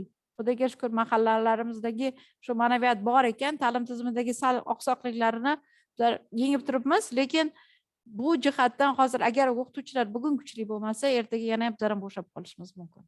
Shuning uchun har bitta o'qituvchiga juda ham iltimos qilib so'rardim. Formal ta'limda dars berasizmi, noformal ta'lim tizimida dars berasizmi? Karimboy tepaga yana bitta chiqsangiz, bu ta'lim tizimini darajalariga yana bir marta e'tibor beringlar, iltimos. Mana endi keyingi slayd. Mana buni alohida ko'rsatdim. Mana formal system of education, to есть formal ta'lim tizimi jarayon aniq ko'rsatilgan. Informal system of educationda training, retraining institutions based on CPD. To'g'rimi? Hozir juda ham ko'p o'quv markazlari. Mana mashhura deymiz. Hayron qolishadi, nima uchun mashhurani keltiryapman? Sizlarga tort pishirish ko'rsatadi. Lekin agar mashhura masalan 6-darajadagi tort pishiruvchini ko'rsatsa, demak u zo'r nima deydi? Tort pishiruvchi cook, to есть povar nafaqat o'zi pishira oladi, ham boshqalarga ham o'rgatiladi degani. Tushundira oldimmi? Metaforani keltiryapman. Xuddi shunday ingliz tili o'qituvchisi zo'r o'qituvchi bo'lib 6-darajaga chiqadigan bo'lsa, demak u bakalavr darajasidagi eng zo'r o'qituvchi degani. 7-magistr, 8-doktorantura ekanligini ko'rsatdim, boyagi tepadagi slaydda bu yoqda ko'rsatmadik. Chunki mana shu darajani o'zi katta daraja. Endi aytishlaringiz mumkin, men preschool educationga bakalavr darajasi nima uchun kerak deyishlaringiz mumkin. Preschool educationda direktorlikni kim qiladi? Zam direktorlikni kim qiladi? Yoki eng zo'r tarbiyachi degani kim bo'ladi? O'sha bakalavr darajasiga ega bo'lgan inson bo'la oladi. To'g'rimi? Hech bo'lmasa private tomonidan o'qigan shu darajaga keladigan. Xuddi shunaqa maktablarda ham, xuddi shunday elementary schoolda ham eng zo'r o'qituvchilar. Chunki odatda elementary school, preschool yoki 10-11-klasslarda dars berayotgan o'qituvchilar ko'pchiligi bakalavr. Даже endi ular hozir harakat qilib magistr bo'lsin deyapti. Prezidentimiz aytgandek, diplomi bo'lsa-yu, kvalifikatsiyasi bo'lmasa, kechirasizlar deydi. Nasib bo'lsa, o'zini keyingi etaplarda mana shu kvalifikatsiyon ekzamenlar haqida ham gaplashamiz. Bugun faqat ta'limdagi darajalar haqida gaplashamiz. Keyingi slayd. Main challenges. Bizlar muammolarni ko'tardik. Eng katta muammo shu bo'ldiki, bizlar eslaysizlar 12-yildan buyog'iga UzTEAda CPD ni 144 soatligini yaratgan edik. Faqat ingliz tili o'qituvchilariga bir hafta o'qitib, keyingi haftalarda boshqa o'qituvchilar o'qirdi. Shuni hisobiga UzTEAda deyarli butun viloyatlarda hamma joyda, mana Jamil opam juda ham yaxshi biladilar, bir hafta yashab, eng zo'r o'qituvchilar bilan yana ham zo'r treninglar qilib kelganmiz. Xudoga shukr, juda ko'p o'qituvchilar hozir xalqaro universitetlarda yoki chet ellarga ham borib kelishdi. O'rtada reforma sal ularni chalg'itdi. Keyin bizlar yana harakat qila boshladik. Nima uchun oxiriga yetkiza olmadik o'sha ingliz tili CPD'sini? Chunki qualification framework so'ralganida hukumat a'zolari aytishdiki, sizni bitta ingliz tilingiz uchun biz buni qila olmaymiz, butun ta'lim tizimiga qilinish kerak. Keyin bizning komanda yana davom ettirdik va 2015-yilda boyagi iskat yoki MSK yoki ta'lim tasniflagichining yangi ramkalari qabul qilingandan keyin komanda yangi ta'lim to'g'risidagi qonunga intila boshladi. Chunki unda LLL deb aytilgan. To есть CPD yoki LLL, lifelong learning. Shuni ta'lim tizimiga kiritish uchun harakat boshlandi komandamizda va xudoga shukr 20-yilda yangi qonun qabul qilindi. Shunda qonunda formal, informal, informal education system ko'rsatildi. Informal education systemda uzr, men boya tablisada aytmasdan ketdim. Informal degani self study. You know that you can learn by yourself and give the exam by yourself. Bu ham tan olinadigan mexanizm bo'lyapti endi. Bu narsani oldinga chiqarish uchun UzTEA LMS tizimini oldinga chiqardi. LMS degani learning management system. Kim o'qiyapti? Nimaga o'qiyapti? Qanday o'qiyapti? Can we defend this person who is studying or not as an association? O'sha o'qigan, o'zini ustida ishlayotgan, rivojlanayotgan o'qituvchini bizlar uyushma sifatida himoya qila olamizmi davlat oldida yo'qmi degan savol turdi. Shuning uchun bizlar izladik, mablag' izladik, partnyorlar izladik, qanaqa qilib LMS tizimini yaratamiz deb. Bugungi webinarimiz mana shunga asos soldi. O'tgan safargi webinarda biz unda qanday ishlash ko'rsatganmiz. Sizlar hali ham Odem platformasiga kirib, bemalol registratsiya qilishlaringiz mumkin. Jamil opa, agar mumkin bo'lsa, Odem platformasi linkini shuni tashlab yuborsangiz, chatda odamlar ko'rsa. Rahmat. Va keyingisi mana CPDni English teachersga asoslangan CPDni biz esketga moslashtirib, mana bugun sizlar bilan professional standartlar haqida gaplashamiz. Keyingi slayd marhamat. Bu mexanizm mana yaxshilab e'tibor bersalaringiz, chap tomonda hozir bugungi kunda formal ta'lim tizimidagi o'qituvchilar darajasi ko'rsatilgan. Tez bakalavr o'qituvchi, keyin 3 yilmi, 5 yilmi ichida o'qiydi, keyin nimaga malaka oshirishga boradi. Keyin senior teacher bo'ladi, tez yetakchi o'qituvchi bo'ladi. Keyin 3-darajasi nima deydi o'zbekchasiga? Bosh katta o'qituvchi, mana katta o'qituvchi bo'ladi. Katta o'qituvchi bo'lgandan keyin keyingi 4-darajasida u bosh o'qituvchi bo'ladi. Mana shu 4 ta darajaga erishish uchun o'qituvchi 12 yil vaqtini sarflaydi. Har bitta darajadan 2-darajaga o'tayotganda bitta minimal oylik ko'tarilib boradi. Lekin tagiga qarasangiz, ostida hech qanaqa natijasi o'quvchilardan qilgan natijasini o'lchaydigan mexanizm yo'q. Bizlar nimani o'ylab topdik?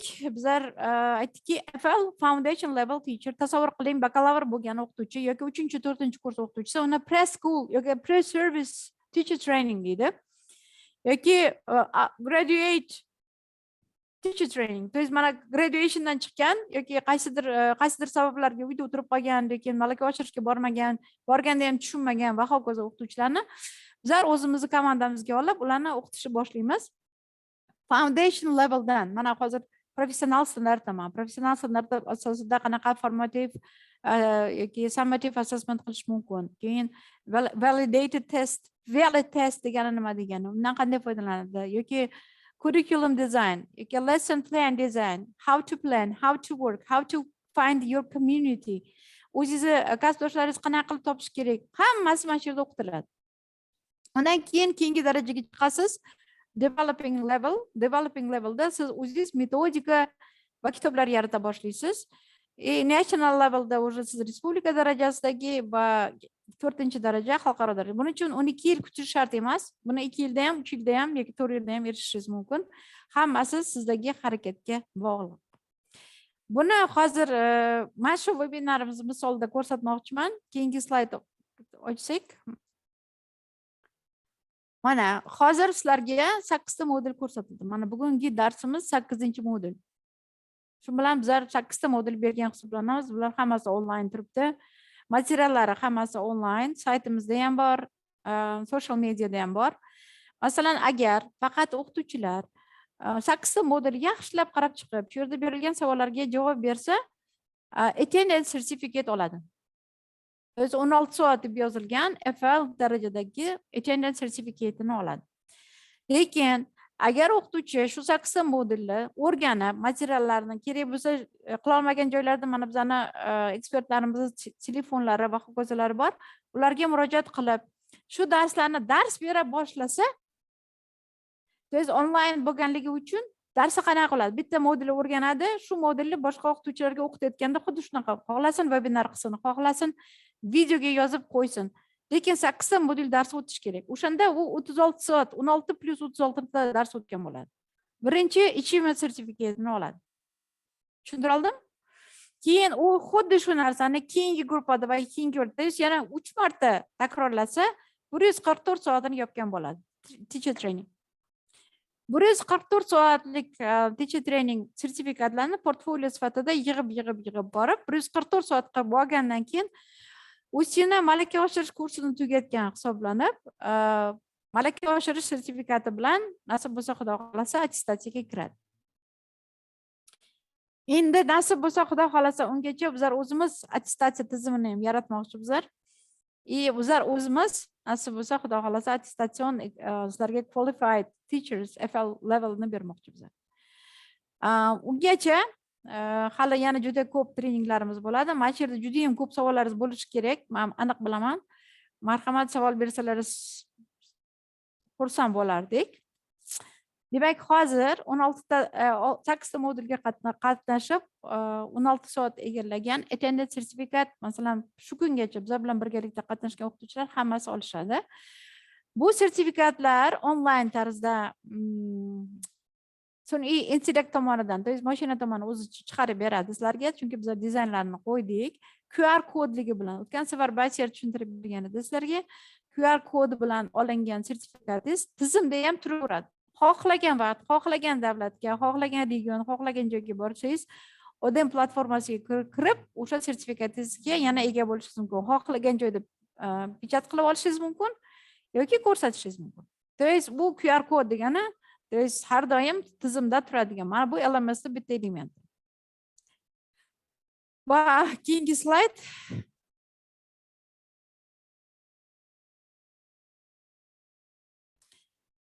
Bu CPD haqida. Bizlar nimalarga erishdik? Nimalarni qilmoqchi bizlar? Hozir bizlar onlayn platformani qilishga erishdik. Endi sizlar bilan birgalikda shu UNESCOning professional standartini boshqa o'qituvchilarga yetkazishni xohlaymiz. Sizlar bilan birgalikda boshqa shu ingliz tili o'qituvchisi emas, boshqa o'qituvchilarni ham olib kelishlaringizni iltimos qilamiz. Va eng muhimi, sizlar orqali boshqa o'qituvchilar, ta'lim muassasasi rahbarlari va endi yangi kelayotgan talabalar asta-sekin ta'lim frameworklar, ya'ni darajalari va shu darajalarga mos qanaqa o'qituvchi bo'lib tayyorlanish mumkinligini o'rganadi. Qanaqadir jamiyat borligiga ishonadi, shu jamiyatda xohlagan narsasiga, savoliga javob ola olishi mumkinligiga amin bo'ladi. Keyingi slayd. Mana bu hammasi implementation phase deb boshladik. To есть boshlanish darajasi yanvar oyidan mart oyigacha davom etyapti. Oxirgi webinarimiz nasib bo'lsa 4-martda bo'ladi. Bu degani UzTEAni juma kungi webinarlar to'xtab qoladi degani emas. Lekin mana shu sizlar sertifikat olishlaringiz mumkin bo'lgan jarayon oxiriga yetadi. Nasib bo'lsa undan keyin keyingi etapdagi yangi loyihalarimiz sizlarga syurpriz bo'ladi. Hozir ayta olmayman. Marhamat, keyingi slayd.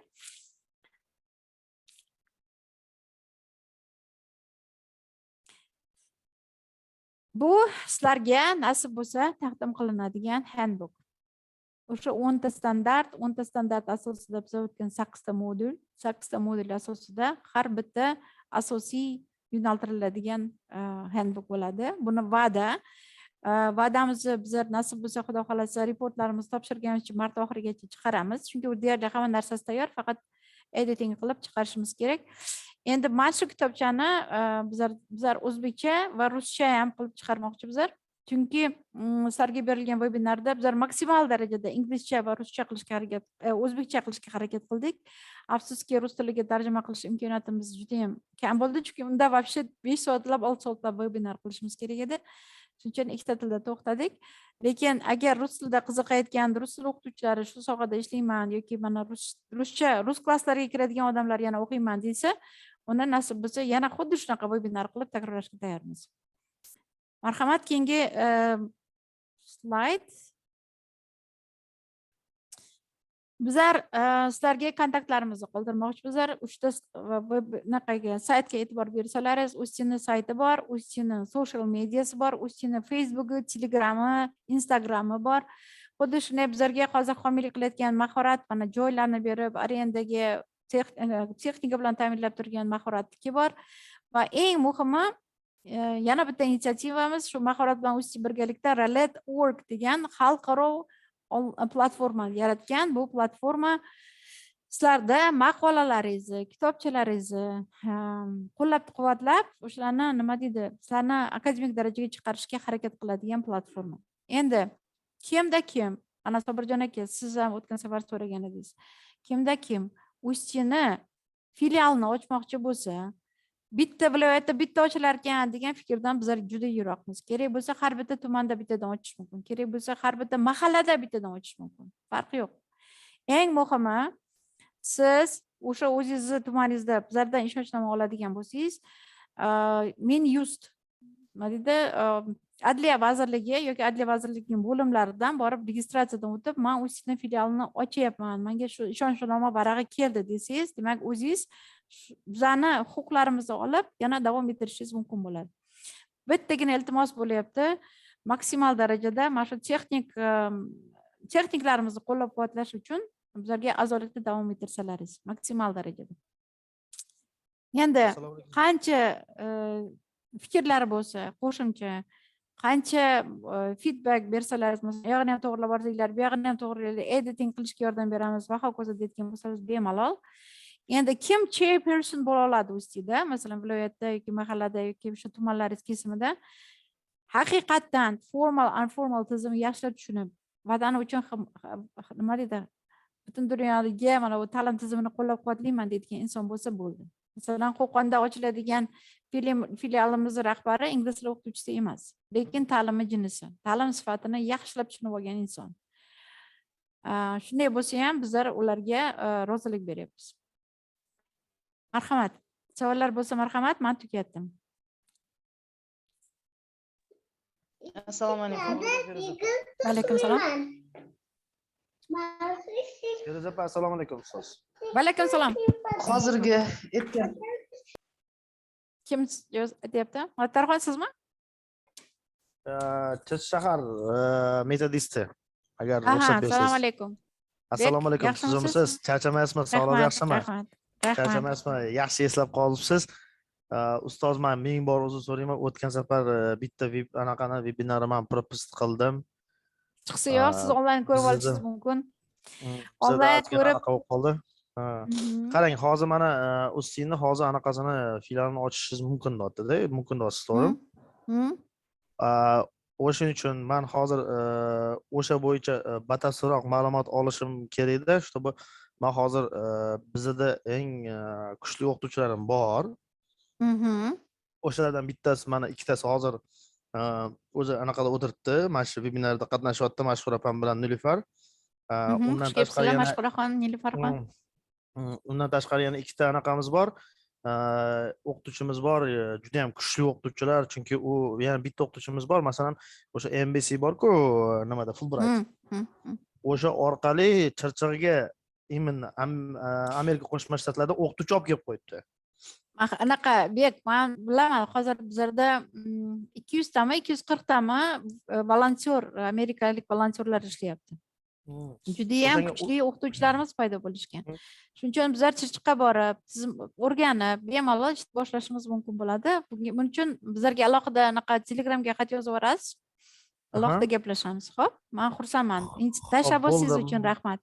Men tashabbus qilib siz bilan o'sha aloqaga chiqishim uchun qanaqadir bir ilojini topib, hozir men yana siz bilan alohida gaplashaman. Agar hozirgi ana u nima deydi? Tahlikali zamonda deydi-ku. Tahlikali zaman qanchalik ko'paygan sari bizlar ta'lim tizimini shunchalik ko'paytirishimiz kerak. Chunki xalqni kuchaytiradigan eng katta narsa bu ta'lim. Buni esdan chiqarish kerak emas. Shuning uchun o'zbek tilidanmi, rus tilidanmi, ingliz tilidanmi farqi yo'q. Inson bo'lib yashashni o'rgatishni xohlaymiz, xolos. Rahmat. Rahmat ustoz, rahmat ustoz. Assalomu alaykum. Va alaykum salom. Assalomu alaykum Jamilaxon. Yaxshimisizlar? Uzr boya. Xorazmga salom. Rahmat. Boya texnik nosozliklar bilan men anaqa eshita olmadim, anaqa yaxshi bo'lmadi. Bu Feruza opa, nimangiz juda ham yaxshi. Men o'sha davrlarni juda ham yaxshi eslayman. UzTEA gullab yashnagan davrlarni biz hozir ham gullayapti. Ha, yaxshi-yu, endi viloyatlarga chiqib, har bir rayonda UzTEA konferensiyalarini qilib, hamma qishloqlarni uzoq joylaridan o'qituvchilarni chaqirib, juda ham yaxshi davrlar edi. Men yana xursandman shuni ishingizda davom qildirayotganingizdan. Endi men xususiy sektorlar haqida aytgan gapingiz juda ham to'g'ri, qo'shilaman. Chunki hozir mana maktablar ochilyapti, to'g'ri, bog'chalar ochilyapti, hattoki universitetlar ochilyapti. Bunda mana shu tizimni yo'lga qo'yish kerak. Sizni nimangiz juda to'g'ri, ayni paytda kerak narsa. Chunki hozir har kim o'zicha anaqa o'qitib, to'g'rimi, noto'g'rimi, o'zimizdagi mavjud malaka oshirish kurslaridagina o'qiydi faqat. Boshqa nimalarda endi to'g'ri, unaqa kuchli o'qituvchilarimiz ham bor. xalqaro nimalarga onlayn bo'lsa ham kurslarda o'qib o'z bilim saviyalarini oshiryapti. Biz xudo xolasa birgalikda anaqa ishlasak, bu xususiy sektorni ham to'g'rilab yaxshi darajaga chiqsak bo'ladi. Rahmat Jamilaxon, juda ham to'g'ri aytdingiz. Sababini aytaman, sizga judayam ko'p har kim ko'rsa kimsiz deb so'raydi-ku kasbingizni. Sizlarda ham shunaqa tez bo'lsa kerak. Menga ham ingliz tilini o'qitasizmi deydi. Chunki nima muammosi bor? Kattalarda, kichiklarda yoki bolamga o'qiting deydi. Muammosi shundaki, ular o'qimayapti emas, o'qiyapti. Juda katta investitsiya qilishyapti, lekin baribir maqsadga erisha olmayapti. Sababi not satisfied deydi-ku. O'sha maqsadi nima? Chunki u nechinchi darajada ta'lim, masalan, literacy degan darajada, endi birinchi, ikkinchi daraja savodxonlik darajasi. O'sha savodxonlik daraja A2 darajada bo'ladigan bo'lsa, mana 187-124 Vazirlar Mahkamasi qarori standartlari bo'yicha 100 mashru standartni ham ochib qaramaganda ko'pchilik. Siz qaysi darajadasiz desangiz savolga javob bera olmaydi. O'qituvchi ham javob bermaydi. O'sha o'qiyotgan odam ham javob bermaydi. Demak, nima bo'lyapti? O'qituvchi olib o'qityapti, lekin nimaga o'qitayotganini bilmaydi. Yaxshi o'qituvchilar juda ham ko'p, lekin qaysi darajaga o'qitayotganligini tushunmaydi. Xuddi shunaqa juda ko'p chalkashliklar mana fizika, ximiya, matematika, ona tili, adabiyot, rus tili o'qituvchilarida ham bo'lib ketdi. Shuning uchun savodxonlik tushib ketgan. Bizlar mana ingliz tili o'qituvchilari inglizchani o'qitamizmi, ruschani o'qitamizmi, o'zbekchani o'qitamizmi, tushunmay garang bo'lamiz. Chunki qaysi darajada olib chiqishni bilmay qoldik. Shuning uchun men hukumatda aytilgan gapga juda ham 100% qo'shildim. Faqat ingliz tili o'qituvchilariga men kvalifikatsiya qila olmayman deyishdi. Mana 841 Vazirlar Mahkamasining qarori bor. Bu sizlarga qiziqarli bo'lishi mumkin. Mana bu chinovniklarga, Jamilaxon, sizga qiziqarli bo'lishi mumkin, chunki siz universitet professorisiz. 841 bu 7 ta maqsadni qo'llab-quvvatlash bilan shuni orqasidan isketda qo'llab-quvvatlash, shuni orqasidan qualification frameworkda qo'llab-quvvatlash. To есть education framework albatta qualification framework bilan kelish kerak. Bu nima? Bu human capital, inson kapitali. Inson kapitalini bizlar educator sifatida, ta'lim sifatida, yurgan insonlar sifatida odamlarga tushuntirib bermasak, mahallalardagi ta'lim yomonlaydigan insonlar ko'payaveradi. Hech qaysi o'qituvchiga ishonmaydiganlar ham xuddi shunaqa. Mana prezidentimiz hozir $1000 qilaman deyaptilar o'qituvchilarning oyligini. Lekin $1000 qilgandan keyin u o'qituvchi jamiyatga nimani beradi degan savol bor. Chunki o'qituvchi ta'lim sifati darajasini tushunmas ekan, uni $1000 xayf bo'ladi-da. Xalq rozi bo'lmaydi, chunki xalqni to'lagan nalogidan bizlarga oylik qilib berishadi. Endi xususiy borda, Feruza. Endi xususiy sektorlarga boradigan bo'lsak, xususiy sektorlarda mana bolalarni bunaqa bog'lab qo'yib, bog'chalarda ko'rgan bo'lsangiz kerak. Bog'chalarni o'qituvchilar urayapti bolalarni. Sababi nima? Birinchidan, o'qituvchilar huquqi himoya qilinmagan. Ikkinchidan, o'qituvchiga 50-60 ta bolani berib qo'yish, bu ham huquqini himoya qilish emas. Uchinchidan, o'qituvchini kun bo'yi qog'oz bilan majbur qilib ishlatish, bu ham huquqini poymol qilish. O'qituvchi 4 soat darsga kirish uchun 10 soat tayyorgarlik ko'rish kerak. Kamida yaxshi darsga tayyorgarlik ko'rish uchun. Demak, bularning hammasi inson huquqlari, masalan, 67-yilda qabul qilingan deklaratsiya ILO bo'yicha, masalan, xalqaro tashkilot bo'yicha qabul qilingan, lekin bu ham hali o'qituvchilarga yetib borgani yo'q. Juda ham ko'p masalalar ta'lim tizimida. Shuning uchun bizlar juda ham xursandmiz, masalan, ta'lim tizimini sifatini ko'taraman deyotgan insonlar mana yangi qonun bilan belgilab qo'ydilar. Prezidentimiz formal, noformal ta'lim tizimini tenglashtirish, tan oldirtirish. Xuddi shunday informal ta'lim tizimi. Kimga kerak informal ta'lim tizimi? Asosan invalid insonlar, masalan, jamiyatga qo'shilib maktabga bora olmayotgan bolalar o'zi o'qib kelib, o'zini ta'lim tizimi darajasini tan oldirish mumkin bo'lgan. Yoki xuddi shunday boshqa o'qituvchilar, juda ham ko'p muammolar ta'lim tizimida. Lekin bularning hammasini asta-sekin to'g'rilab ketish mumkin bo'ladi. Bu yerda yana kimdir qo'l ko'targan edi? Muattarxon. Muattarxon, hozir bitta ko'raylik-da. Muattar birinchi qo'l ko'targan. Marhamat. Muattar. Oxirgi payt juda ham faol, yangi qo'shilgandilar. Muattarxon, mana Bakiyev, Irodaxon qo'l ko'targan. Davaychi, tez savollarga javob beramiz. Marhamat. Muattar. Mana Feruza opa, uzr. Anaqa qilib qoldim o'rtada. Men gapirishimdan oldin men beradigan savolni mana bu Videoni o'chirib oling-da. Gapirgan kishi bizni metodistimiz bo'ladilar. Aha. Eshitamiz sizni. Metodistimiz bo'ladilar. Men o'sha anaqa yonib turganlar bormi? UzTEAni nimasini ochamiz deganingizda men shu haqida podrobno so'ramoqchi edim. Bo'ldi, Muattar, bizlar naqa siz bilan aloqada bog'lanamiz. Muattar, Bek, hozir biz alohida bog'lanamiz. Xodimlarni vaqtini olmaylik, xo'p? Tak, Feruza Musayevna, yana bitta narsa aytishnik bolalarimiz iltimos qildi Jamila opa. Hamma o'zini to'liq ismini sertifikatda qanaqa olishni xohlasa, shunaqa qilib chatga yozinglar iltimos. Bo'lmasa iPhone, Yo'q. Buni Oybek o'tgan safar juda ham chiroyli qilib oluvdi. Oybekda linkini tashlang yana bir marta. Jamila opa. Oybekda linki bor. Shuni tashlasangiz to'liq ismi sharifi kelmasa Google form to'ldirmasa o'tmaydi. Hozir chatda yozsaga yo'qotib qo'yasiz. Yo'q, shuni iltimos qilishdi, yigitlar aytganini aytyapman. Hozir anaqaga iltimos Oybekdagi chatda tashlab qo'ying, ana gruppamizda bor. Marhamat Bakiyev. Buni ertaga yozsam bilaveradimi? Sobir aka, siz aytyapsizmi? Nima bo'ladimi? Я хочу написать свой полный фамилию, имя, отчество завтра. Мы сейчас в чат, в UzTEA чат бросим линк. Это Google Form, который полностью ваши данные заполняете, и этими данными вы получите сертификат, а то не получите. В чате сейчас то, что вы напишете, это не совсем будет регистрироваться. А через Google Form вам надо будет обязательно регистрироваться. Хорошо? Завтра можно, да, завтра? Да, можно. Этот вебинар тоже будет в режиме онлайн. Вы можете бемалол, пожалуйста, можете посмотреть. Спасибо. Ага. Бакиев Сабит, мархамат. Assalomu alaykum. Bu Alaykum kurs salom. pullikmi? Labay? Pullikmi, platniymi? Bu bizlarda O'zbekiston ingliz tili o'qituvchilari uyushmasida faqat a'zolik badali bor, 120 ming so'm 1 yiliga.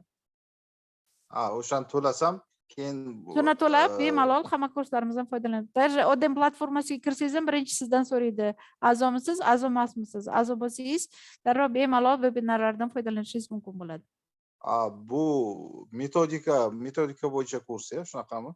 Ha, o'qituvchilarning metodikasi bo'yicha. Bizlar maksimal darajada nafaqat ingliz tilida, o'zbek tilida ham berishga harakat qilyapmiz, chunki ta'lim tizimini rivojlantirishga hissamizni qo'shmoqchi bizlar. Feruza opa, Labay. mumkinmi anaqa? Hozir to'xtang-chi. Sabit aka, boshqa savolingiz yo'qmi? Andami? Yo'q, Bakiyev savollarni tugatdilarmi demoqchi edim. O'sha bo'yicha so'ramoqchi edim-da. Aha, bemalol. Xo'p, Hamma fan o'qituvchilariga. Hamma fan, ayniqsa bizlar qishloqlarda yurgan o'qituvchilarimizni ko'tarmoqchi bizlar. Zo'r. Bu onlayn, mana xudoga shukr, hozir Jamilaxon aytdilar, bizlar har hafta har turli regionlarda, qishloqlarda treninglar o'tardik, pandemiyagacha. Pandemiya jarayoni yaxshi bo'ldi. Endi hamma o'qituvchilarni onlaynga o'rgatib oldik. Xudoga shukr. Endi bemalol onlayn platformani ham yurg'izish mumkin. Albatta bu degani offline treninglar bo'lmaydi degani emas. Offline treninglarimiz alohida tashkil qilamiz. Nasib bo'lsa, haftalik treninglar davom etadi. Buni bizlar nanay deymiz. Bu faqat ingliz tili o'qituvchilar emas, barcha o'qituvchilar uchun. Rahmat Feruza.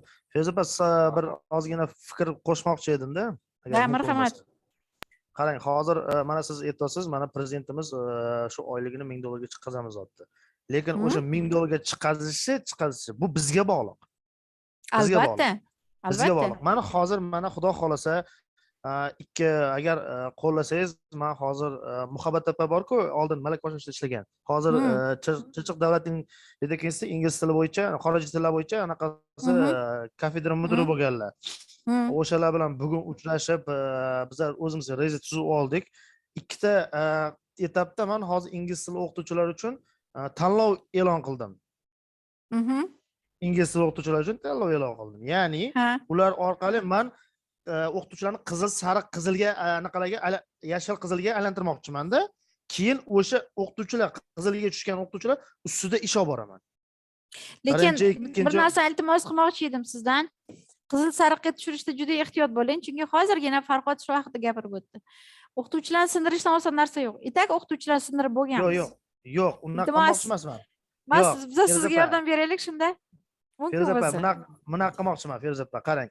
Men hozir o'zimcha bilib olishim kerak-ku. Masalan, Chirchiq masalan o'sha maktablarida men qaysi o'qituvchiga men yordam berishim kerak, o'shani bilmayman. Chunki Men yaqinda sizga metodist bo'ldim. bunday qilamiz. Qarang, keling. Biz bunday qilamiz. Biz volontyorlar sizga savolnoma yuboramiz. Mana hozir xohlasangiz mana shu prof standartda berilgan savollarni olishingiz mumkin. Shu savollar bo'yicha savol beringda, o'zlarini baholab chiqsin 1 dan 5 gacha. Keyin bir-birini baholasin. Siz baholamang. Это неправильный Umuman baholashda juda ehtiyot bo'lish kerak. Men hammalaringizdan iltimos qilaman. Chunki o'qituvchilar charchab ketgan baholashdan. Bu baholashlar o'qituvchilarni rivojlantirishga olib kelmaydi. Bizlarda agar siz ingliz tilini tushunsangiz, mana Stephen Covey'ni bitta chiroyli kitobi bor. Men hozir yana linkini tashlab beraman. Shu link bo'yicha iltimos hamma o'qituvchilarni o'qitsangizda maksimal darajada bizlar kecha kim so'radi mana Angliyada o'qiyotgan bitta qizlarimizdan bittasi so'radi. Judayam dissertatsiyamga naqa topa olmayapman, mavzu topa olmayapman, Feruza opa yordam bering deganda Angliyaga borib o'qiyapti ekan, shu yerdan turib savol berdi menga. Men juda ham xursand bo'ldimki, men ta'lim tizimidagi muammolardan charchadim. Menga yordam bering, men qaysi muammoni olsam ko'proq yordam beraman dedi. Men sizlarga Stephen Covey'ni tashladim. Iltimos Bek, bu sohada alohida gaplashaylik, iltimos baholamang. O'qituvchilarni faqat o'qitaylik boshlanishiga, o'qitayveraylik, keyin o'zlari kamchiligini ko'rib, o'zlari oldinga qarab intiladi. Men sizdan juda ham iltimos qilaman, sababi prezidentimiz beradigan $1000 o'lchaydigan odamlar juda ham ko'p, o'zi shundoq ham ko'p. Juda ham ko'p. Unaqa sertifikat olib, bunaqa attestatsiyadan o'tkaz, bunaqa qil, bunaqa qil, 1000 ta qog'oz so'rayotgan odamlar juda ham ko'p. Iltimos, xalaqit bermanglar. Chunki o'qituvchini baholab, bizlar o'qituvchini nima deydi, harakatidan to'xtatib qo'yamiz. Chunki men dars berayotgan o'qituvchilarim ko'pchiligi so'raydi, Feruza opa, siz bergan qog'oz qayerda o'tadi? Men bersam 10% qo'shadimi, 5% qo'shadimi deydi. Men ulardan iltimos qilamanki, bu yerda olgan bilimingiz bilan siz eng zo'r repetitor bo'lsangiz, xalq rahmat degani hozir unaqa Farkhod aytgandek, achom qilsa, eng katta yutuq emasmi shu? Bunaqa o'qituvchilar bor, juda ham ko'p o'qituvchilar. Shuning uchun bemalol mana shunga intilish kerak. Nasib bo'lsa bu qog'ozlar ham tan olinadi. Men va'da beraman sizlarga. Marhamat Kamoliddin. Kamoliddin, savolingizni berasizmi? Assalomu alaykum ustoz. Alaykum salom. Mana shu UzTEAni olib borayotgan faoliyatidan sizni mana shu ingliz tilini mamlakat miqyosida taralishiga o'zingizni qo'shayotgan hisingizdan juda ham xursand bo'ldim. Ochig'i UzTEAni faoliyati bilan endi yaqindan boshlab tanishdim. Toshkent viloyati pedagog kadrlar malaka oshirish institutiga borib, malaka oshirganimdan keyin siz faoliyatingiz bilan yaqindan tanishishga muvaffaq bo'ldim. Sizni qo'lingizda men praktikada bo'lganman, Jahon tillari universitetida o'qigan paytimda. Yana bir marta siz bilan ko'rishganimdan juda ham xursand bo'ldim.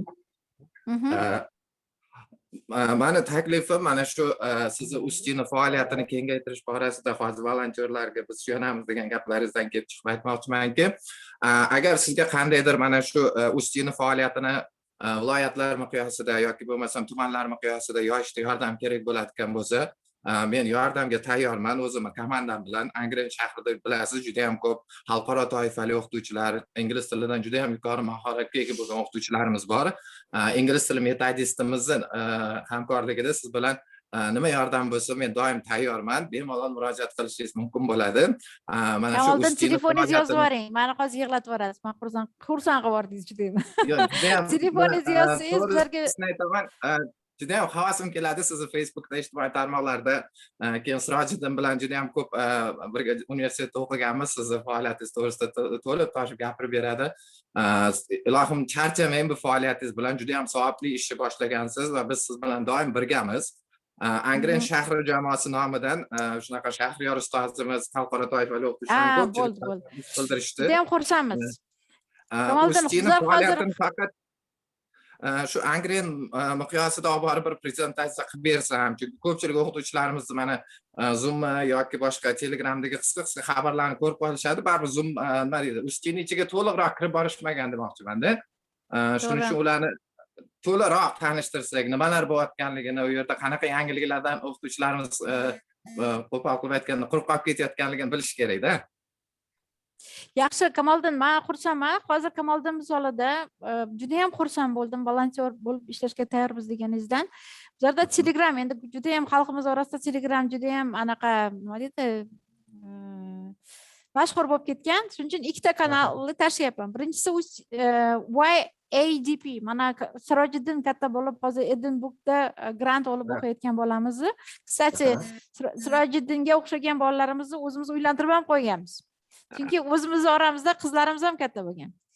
Young Leaders Development Project degan proyektimiz bo'lardi. O'sha proyekt hozir YADP bo'ldi. Young Analytics Development Project. Bu degani nima degani? Masalan, Angren tumanida butunlay nechta o'qituvchi bor? Tasavvur qiling, nechta o'qituvchi? Hozir. Kechilikdan oshibdi. Ingliz tili o'qituvchilari emas, hamma o'qituvchilar. Demak, bizlar o'qituvchi sifatida agar volontyorlik qilmoqchi bo'lsak, shu Angren tumanida nechta o'qituvchiga mana shu 8 ta modul yetkiza olamiz degan savol bor menda. Qisqasi bu sohada Kamoliddin komandangiz yig'siz, men faqat shanba, yakshanba kunlari bora olaman. Bir kuni shanba, yakshanba kuni borib, komanda bilan uchrashib, bir kunlik trening qilib, mana shu 8 ta modul hozir Odem platformasidan nechta o'qituvchiga yetkiza olamiz degan savolni kengaytirishimiz kerak, chunki bizlar parallel ravishda shu 10 ta kriteriya bor-ku, prof standarti 10 ta kriteriyasiga yana har bittasiga anaqa o'quv uslubiy majmua yaratish bo'yicha donorlarga murojaat qilganmiz. Chunki donorlarsiz ishlash juda ham qiyin. Volontyorlarga boqish kerak, hech bo'lmasa yashashiga pul to'lab berish kerak aytsa. Volontyorlar bilan ishlash zo'r, lekin volontyorlarni qo'llab turmasangiz, nima deydi? Dadajonim mana juda ham chiroyli gap aytardilar har doim. Volontyorlik yaxshi narsa, lekin bo'sh xalta tik turmaydi derdilar. Shuncha ovqat hech bo'lmasa ovqatini yo'lkirasini to'lab turish kerak-da. Shuning uchun rahmat Kamoliddin, telefoningizni yozib olsangiz, bizlarning bolalarimiz yozib olishadi. Xo'p bo'ladi. Rahmat ustoz. Rahmat sizga. Bizlarda mana shu mediada juda ham o'qiyapmiz, chunki meziga hammani ham anaqasini bera olmayapmiz. Mumkin bo'lsa, media deganda biz nimani tushunamiz? Xalqqa yetib borishi. Sizlarning yordamlaringiz bilan bizlar ko'proq xalqqa yetib borsak, o'shanda ota-onalar bizlarga ishonsa, o'qituvchi sifatida yaxshi o'qituvchilar degan nima degan savolga javob bera olsak, yaxshi o'quvchi 5 degan bahoni qanaqa o'lchayman degan savolga javob bera olsak, bolalarimiz Rossiyada sarson bo'lishmaydi. To'g'ri. Yaxshilami? Yana bitta kichkina iltimos bor. Bu alohida mavzu. Da, marhamat. Keyin mana bu Angren shahri miqyosida shu bir chet eldan kelgan mutaxassis o'qituvchilar bilan ozgina bir seminar trening tashkil Ular qilsak, endi bemalol mana ro'yxatda o'tiribdi. Speakerni chaqirib bir o'qib bera olasizmi? Biz bu yerda konferensiyaga ketadigan hamma xarajatlarni tashkiliy masalasida mo'ljallasak bo'larmikin jumagami? Ro'yxatda tushirdim. Juma yoki shanba bizga aytsanglar, oramiz adresni ma'lum qilib bersanglar, 5-chi bo'lar ekan, 5-chiga bora olamizmi? Xo'p. Hozir men ingliz tili o'qituvchilarimiz bilan maslahatlashib yoki iloj bo'lsa bu menga faqat ingliz tili o'qituvchilari emas, Kamoliddin. Butun shahar o'qituvchilarini yig'ish kerak. Unda ozgina vaqt berasizmi? Unda men bir aniqlashtirib 5-chigacha bemalol vaqtingiz. 5-mart kuni. Rahmat. Mana zo'r bitta xalqaro yana bitta xalqaro konferensiya o'tkazib yuboramiz nasib bo'lsa. Marhamat. Kim bizlarda turibdi? Shamsinur. Irodaxon, endi siz erkatoy bo'lganingizni qarab turasiz. Shamsinur, marhamat. Assalomu alaykum hammaga. Alaykum salom. Sizni men juda ham yaxshi taniyman. 2018-yilda malaka oshirish institutida sizda dars o'tkandingiz bizga. O'sha paytda niyat qiluvdim, UzTEAga a'zo bo'laman deb, lekin ayrim sabablarga ko'ra mana endi bu yil vaqti kelibdi. Nasib bo'lsa. Man juda ham xursand bo'ldim. Feruza, у меня тоже такое же предложение. Вот сейчас как вам предложили в Ангрен, я с июля. Ага. 12-chi idu maktabidaman.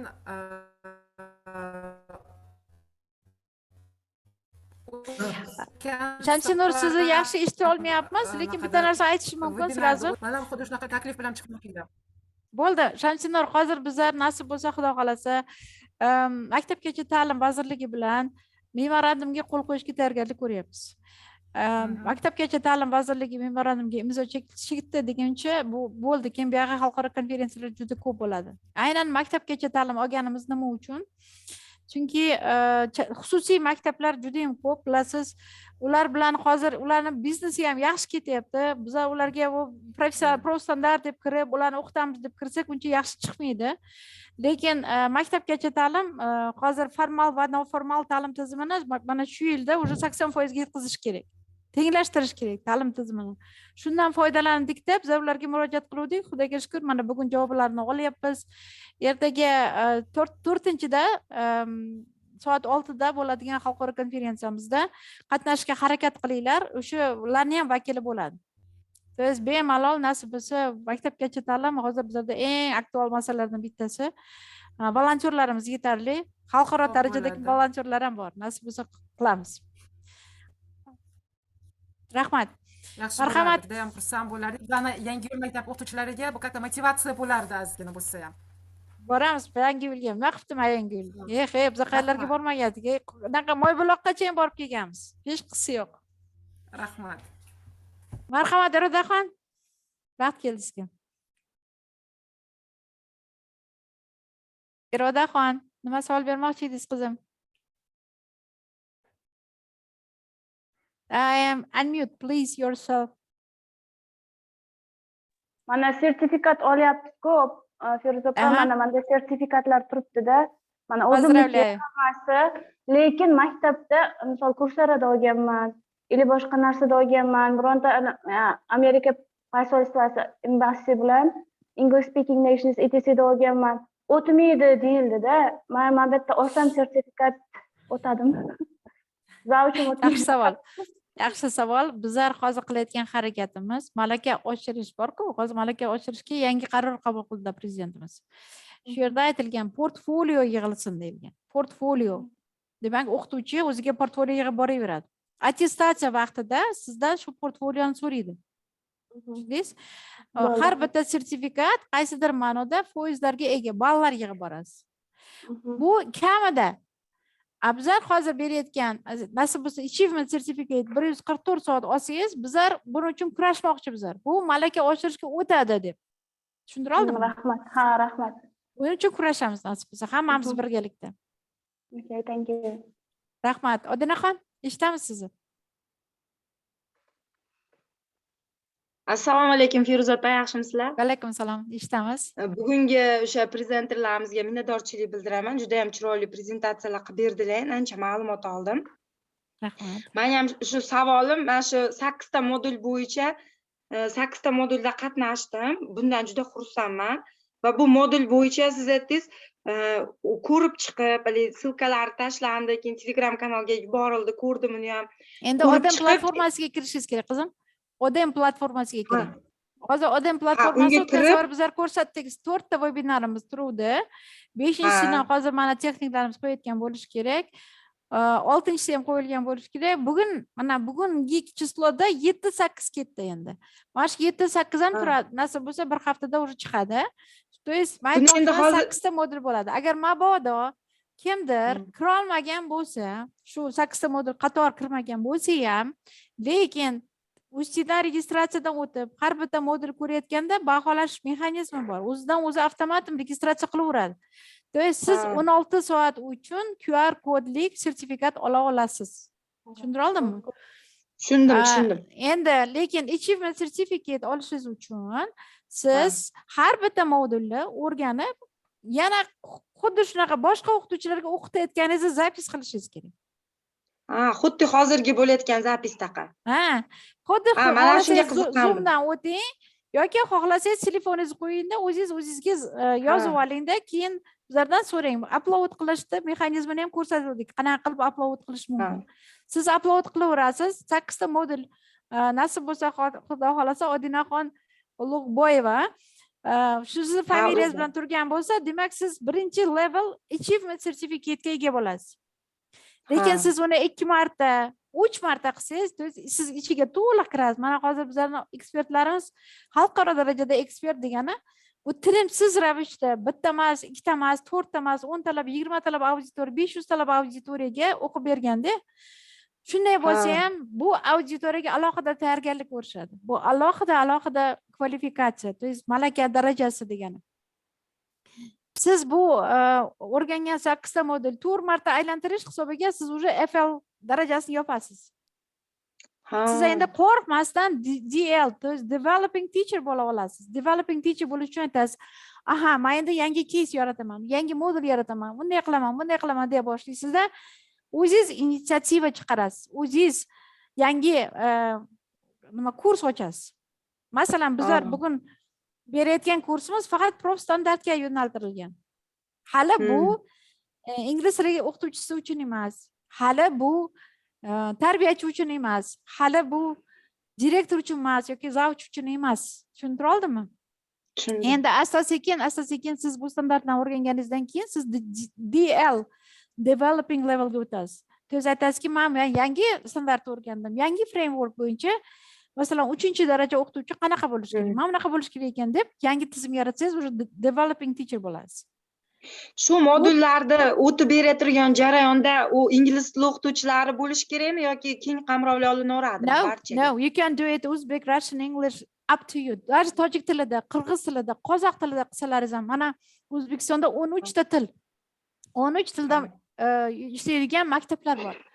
Ba'zi bir maktablarga umuman hech kim kirmagan. Masalan, men Turkmaniston bilan Xorazm orasida qolib ketgan, mana O'zbekiston orasida qolib ketgan Sherobodmi? Yo'q, Sherobod anaqada Surxondaryoda edi. Yana bitta bor, Shovot degan tuman bor. O'sha tumanda men trening o'tkazdim. Ishonsangiz, qaysi tilda gapirishimni bilmay qoldim. O'zbekcha gapirsam o'zbekcha tushunmaydi. Ruscha gapirsam ruscha tushunmaydi. Inglizcha gapirsam inglizcha tushunmaydi. Keyin ular aytdiki, "Men fransuz tili o'qituvchisiman" dedi. Ay, yaxshi, bu safar fransuz tili o'qituvchisi olib boraman dedim. Keyin bu safar fransuzcha ham tushunmaydi. Keyin bilsam, ular turkman tilida gapirishar ekan. То есть men ana u чужим уставом nima dedi? Со своим уставом чужой монастырь не ходи degandek. Men o'zim ingliz tili CPD bilan borgan ekanman. Keyin ularni ichidan bitta o'qituvchisini olib tayyorlab, o'sha Shovot tilidagi, o'sha turkman nima deydi, xorazmcha tilda tushuntiradigan qildik. Qaysi tilda berishlari bizlarga farqi yo'q. Eng muhimi, masalan, seferni 3 ta tilda mas degan joyi bor. 3 ta tilni bilishingiz shart. Bu o'zingizni ona tilingiz, masalan, turkman tili bo'lsa, turkman tili, davlat tili, o'zbek tilimi, o'zbek tili, yana bitta chet tili. 3 ta tilni bilishingiz shart. Bu o'zimizning davlatimizda ham qabul qilingan intelligent insonlarga bo'lgan talablar. Masalan, bizlar o'qituvchilar intelligent inson bo'lsak, 3 ta tilda muloqot qila olmasak, qanaqasiga biz intelligent bizlar? Tushuntira oldimmi? Endi bizlar shuncha vaqtdan beri test dedik, davlat test markazi testi dedik, inspeksiya dedik. Faqat formal ta'lim tizimidagi tekshirishlar bizani kam rivojlantirganda. Shuning uchun yangi qaror qabul qilingan, yangi qonun qabul qilindiki, endi formal ta'lim tizimi va noformal ta'lim tizimi bir-birini to'ldirib boraverish kerak, bir-birini kuchaytirib boraverish kerak. Tushuntira oldimmi? Shuning uchun qaysi tilda berishlaringizdan bizlarga hech ham farqi yo'q. Rahmat qizim, juda ham zo'r savol bo'ldi. Rahmat kattakon. Marhamat, yana kimda savol bor edi? Feruza opa, assalomu alaykum. Yana men. Aha, Dabi. Hali Angren Xursandman faol bo'lganingizdan. Volontyor bo'lishni xohladi-ku. Kamoliddin. Chit shahar nomidan men ham biz Chit shahar nomidan men bemalol ayta olaman, volontyor bo'lishga biz ham tayyormiz. Ura! Tayyormiz. Birinchi o'rinda men o'zim o'sha agar nima qiladigan bo'lsa, men hozir mana chatdan yozdim. Endi sizga qanaqa aloqaga chiqishni bilmayman. Lekin yozdim. Chatdan yozasiz. Mana bizlar texniklarimiz kopировать qilib bizlarga tashlab berishyapti. Ha, yozib hammasini o'zim haqida ma'lumot qoldirdim. Telefon nomerim, Telegram anaqalarim hammasi. Birinchi o'rinda o'zim tayyorman shu volontyor bo'lishga. Rahmat. Birinchi o'rinda o'zim tayyorman. Men unda sizga va'da beraman hammani oldida. Sizni xalqaro ekspert qilamiz.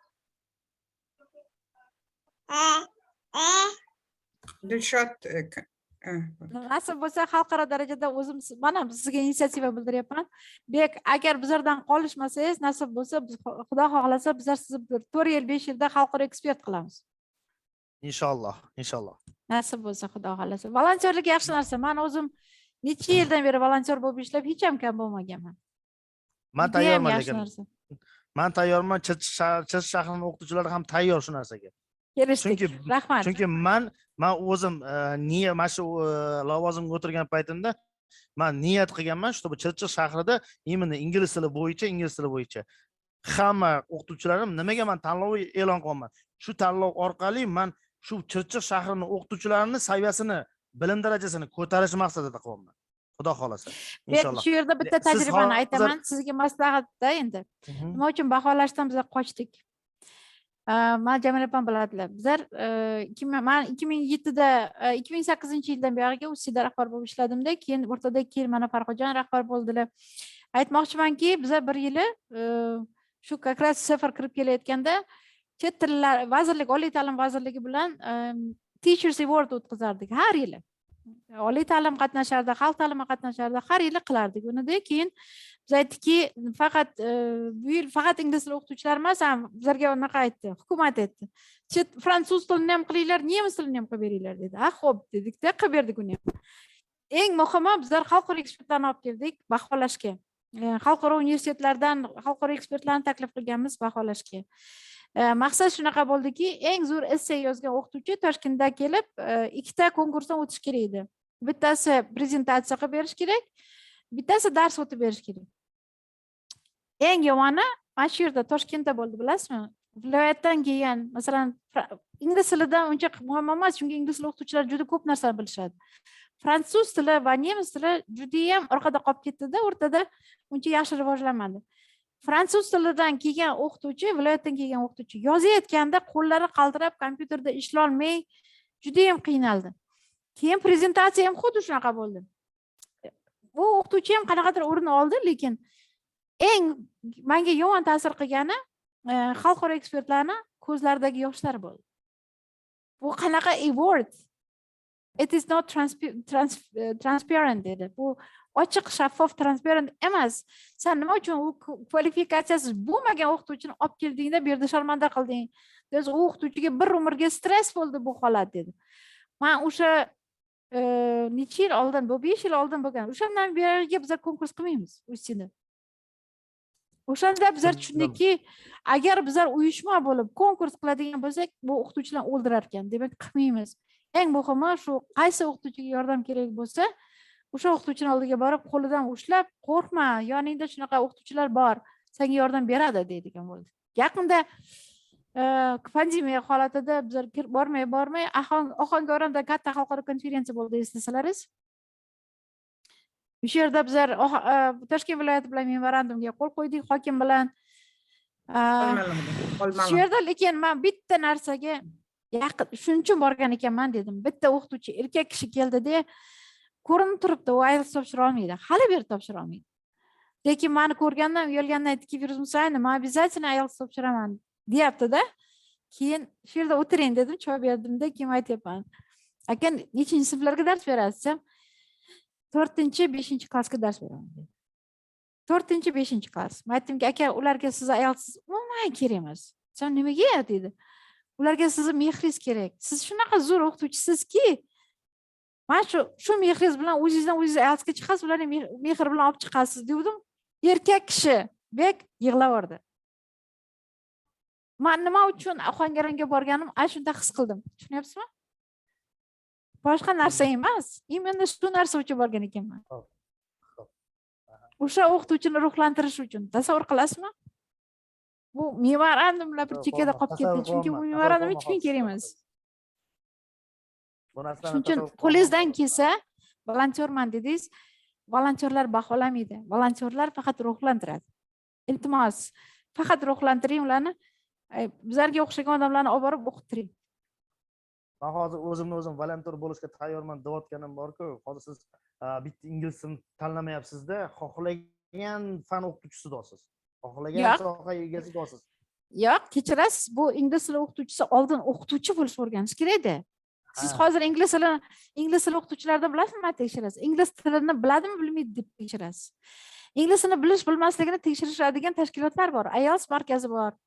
Mana hozir TKT qilyapti, SLTT qilyapti. U boshqa narsalar.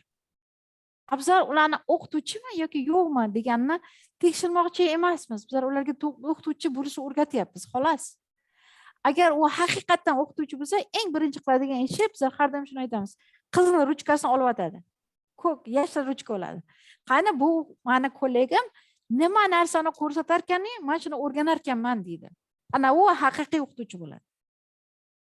Tushunyapsizmi? Mana Ron Clarkda hozir ko'rsatishda nima uchun Ron Clark juda mashhur bo'lib ketdi? Chunki biz treninglarimizda, men birinchi treninglarimda ham shu Ron Clarkni olib chiqaman. Qarang, o'qituvchilarni ertaga men borib, ko'ziga ko'rsataman, 2 hafta demayapti-da. O'tirib turib o'ylayapti. Demak, tepadagi muzikani eshitib, men muzika orqali o'qitaman deb ashula aytiryapti. To есть bu creativity, bizning standartimizda bor bo'lgan narsa bu. Oldin ham aytgan edik, creativity. To есть siz muammodan muammo qilmayapsiz-da, muammodan yechim izlayapsiz. Bu boshqa narsa. Yechim echganingizni bitta o'zingiz emas, o'qituvchilar bilan birgalikda yechyapsiz. Bu ham boshqa narsa. O'shanda o'qituvchilar atrofingizda bilasizmi, hammasi volontyor bo'ladi. Agar siz bilan tekshirsangiz, ular qochadi sizdan. Yo'q, men tekshirish emas. Hozir men nimaga volontyor bo'lishga birdan rozi bo'lganim sababi, chunki siz boshqa soha egalarini ham jalb qilishga qoladingiz. Обязательно qilish kerak. Ingliz tilida dedingiz. Nitoki ingliz tilida dedingiz. Boshqa fan o'qituvchilari ham kerak. To'ppa-to'g'ri. To'g'rimi?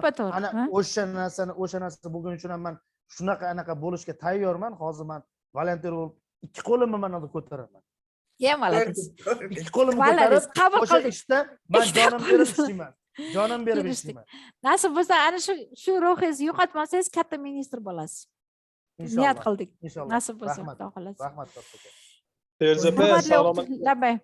Alaykum salom. Assalomu alaykum. Men Jamila Mahmudovaning guruhidanman. Ya'ni nimada hozirgi kunda men Toshkent viloyati hududiy markazida, malaka oshirish hududiy markazida. Ya'ni ular menga juda ham ruhlantirganlar-da. Birinchi kelganingizda siz ruhlantirgandingiz. Parkent kelganingiz, o'zi aslida Parkentdanman. Sizda bo'lsa tadbirkorlik kollejida nima o'tgandingiz? Master class o'tgandingiz. Sizdan ruhlanib kelganlar Feruza, 2 soatda yetib kelgan. Kutib. O'shanda ruhlantirganingizda bo'ldi, harakat qiling degandingiz. Hozirgi kunda aynan Quill bo'yicha juda ham yaxshi master class o'tib beryapti Jamila bizga. Bugun mana yana Jamila master Quill bo'yicha. O'tib berdilar-da, ya'ni u aynan fizikadan, ya'ni o'zlari nima berdilar-da, men ularni ruhlanib, aynan o'zimni oldingi sizni fikrlaringizdan ham ruhlanganman-da. Ingliz tilini informatikada o'qish bo'yicha o'qiyapman hozir. Astron akademiyasi tinglovchisiman, master's degree. Молодец. Kunda hozirgi kunda nimada Samarqand davlat chet tillarida kompyuter lingvistikasi bo'yicha nimaman? Magistratura 2-bosqichda tadqiqot o'tkazyapman. Keyin UzTEA kanali asoschisi, aynan xorij tillarini o'rganishni ommalashtirish agentligi bilan aloqa qildik, davlat test markazi bilan aloqa qildik, Sardor Rajabov bilan. Agar bizdan nima yordam kerak bo'lsa, biz bemalol mana Jamila bilan darslarda ham juda ham ruhlandik. Bugun ham borib aytib o'tib, bizdan qanaqadir kompyuter bo'yichami, ya'ni umuman nima sohada bo'lsa ko'pchilik aytyapti. So you are in the team. Siz anaqa alohida masalan nechtadir dars tayyorlasangiz, bitta mana kurs tayyorlasangizda 6 ta darsmi, 5 ta darsmi, alohida sizni kurslaringizni bizlar tasdiqlab beramiz. Mana pilotirование bo'ladi. Tushunyapsizmi? Sizni tilingizda magistraturada qilayotgan diplom ishingizga nisbatan tajriba sinov bo'ladi. Mana hozir bizlar 8 ta dars o'tyapmiz-ku. Bu ham bizlarga qaysidir ma'noda tadqiqot, chunki bu tadqiqot qilinyapti. Hozir mana shu 4 ta ekspertlar orasida tadqiqot ishi qilib, Scopusda nasib bo'lsa e'lon qilinadigan bir material yaratilyapti. Xo'p bo'ladi, volontyor aytmoqchiman.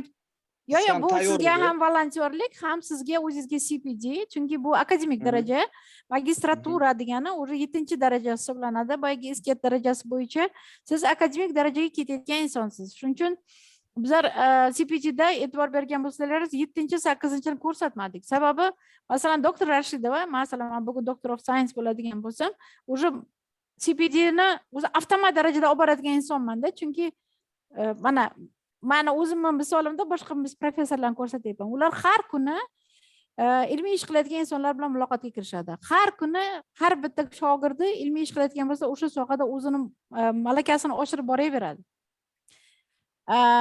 То есть bu daraja unclassified daraja deb hisoblanadi, shu 8 dan yuqorisi.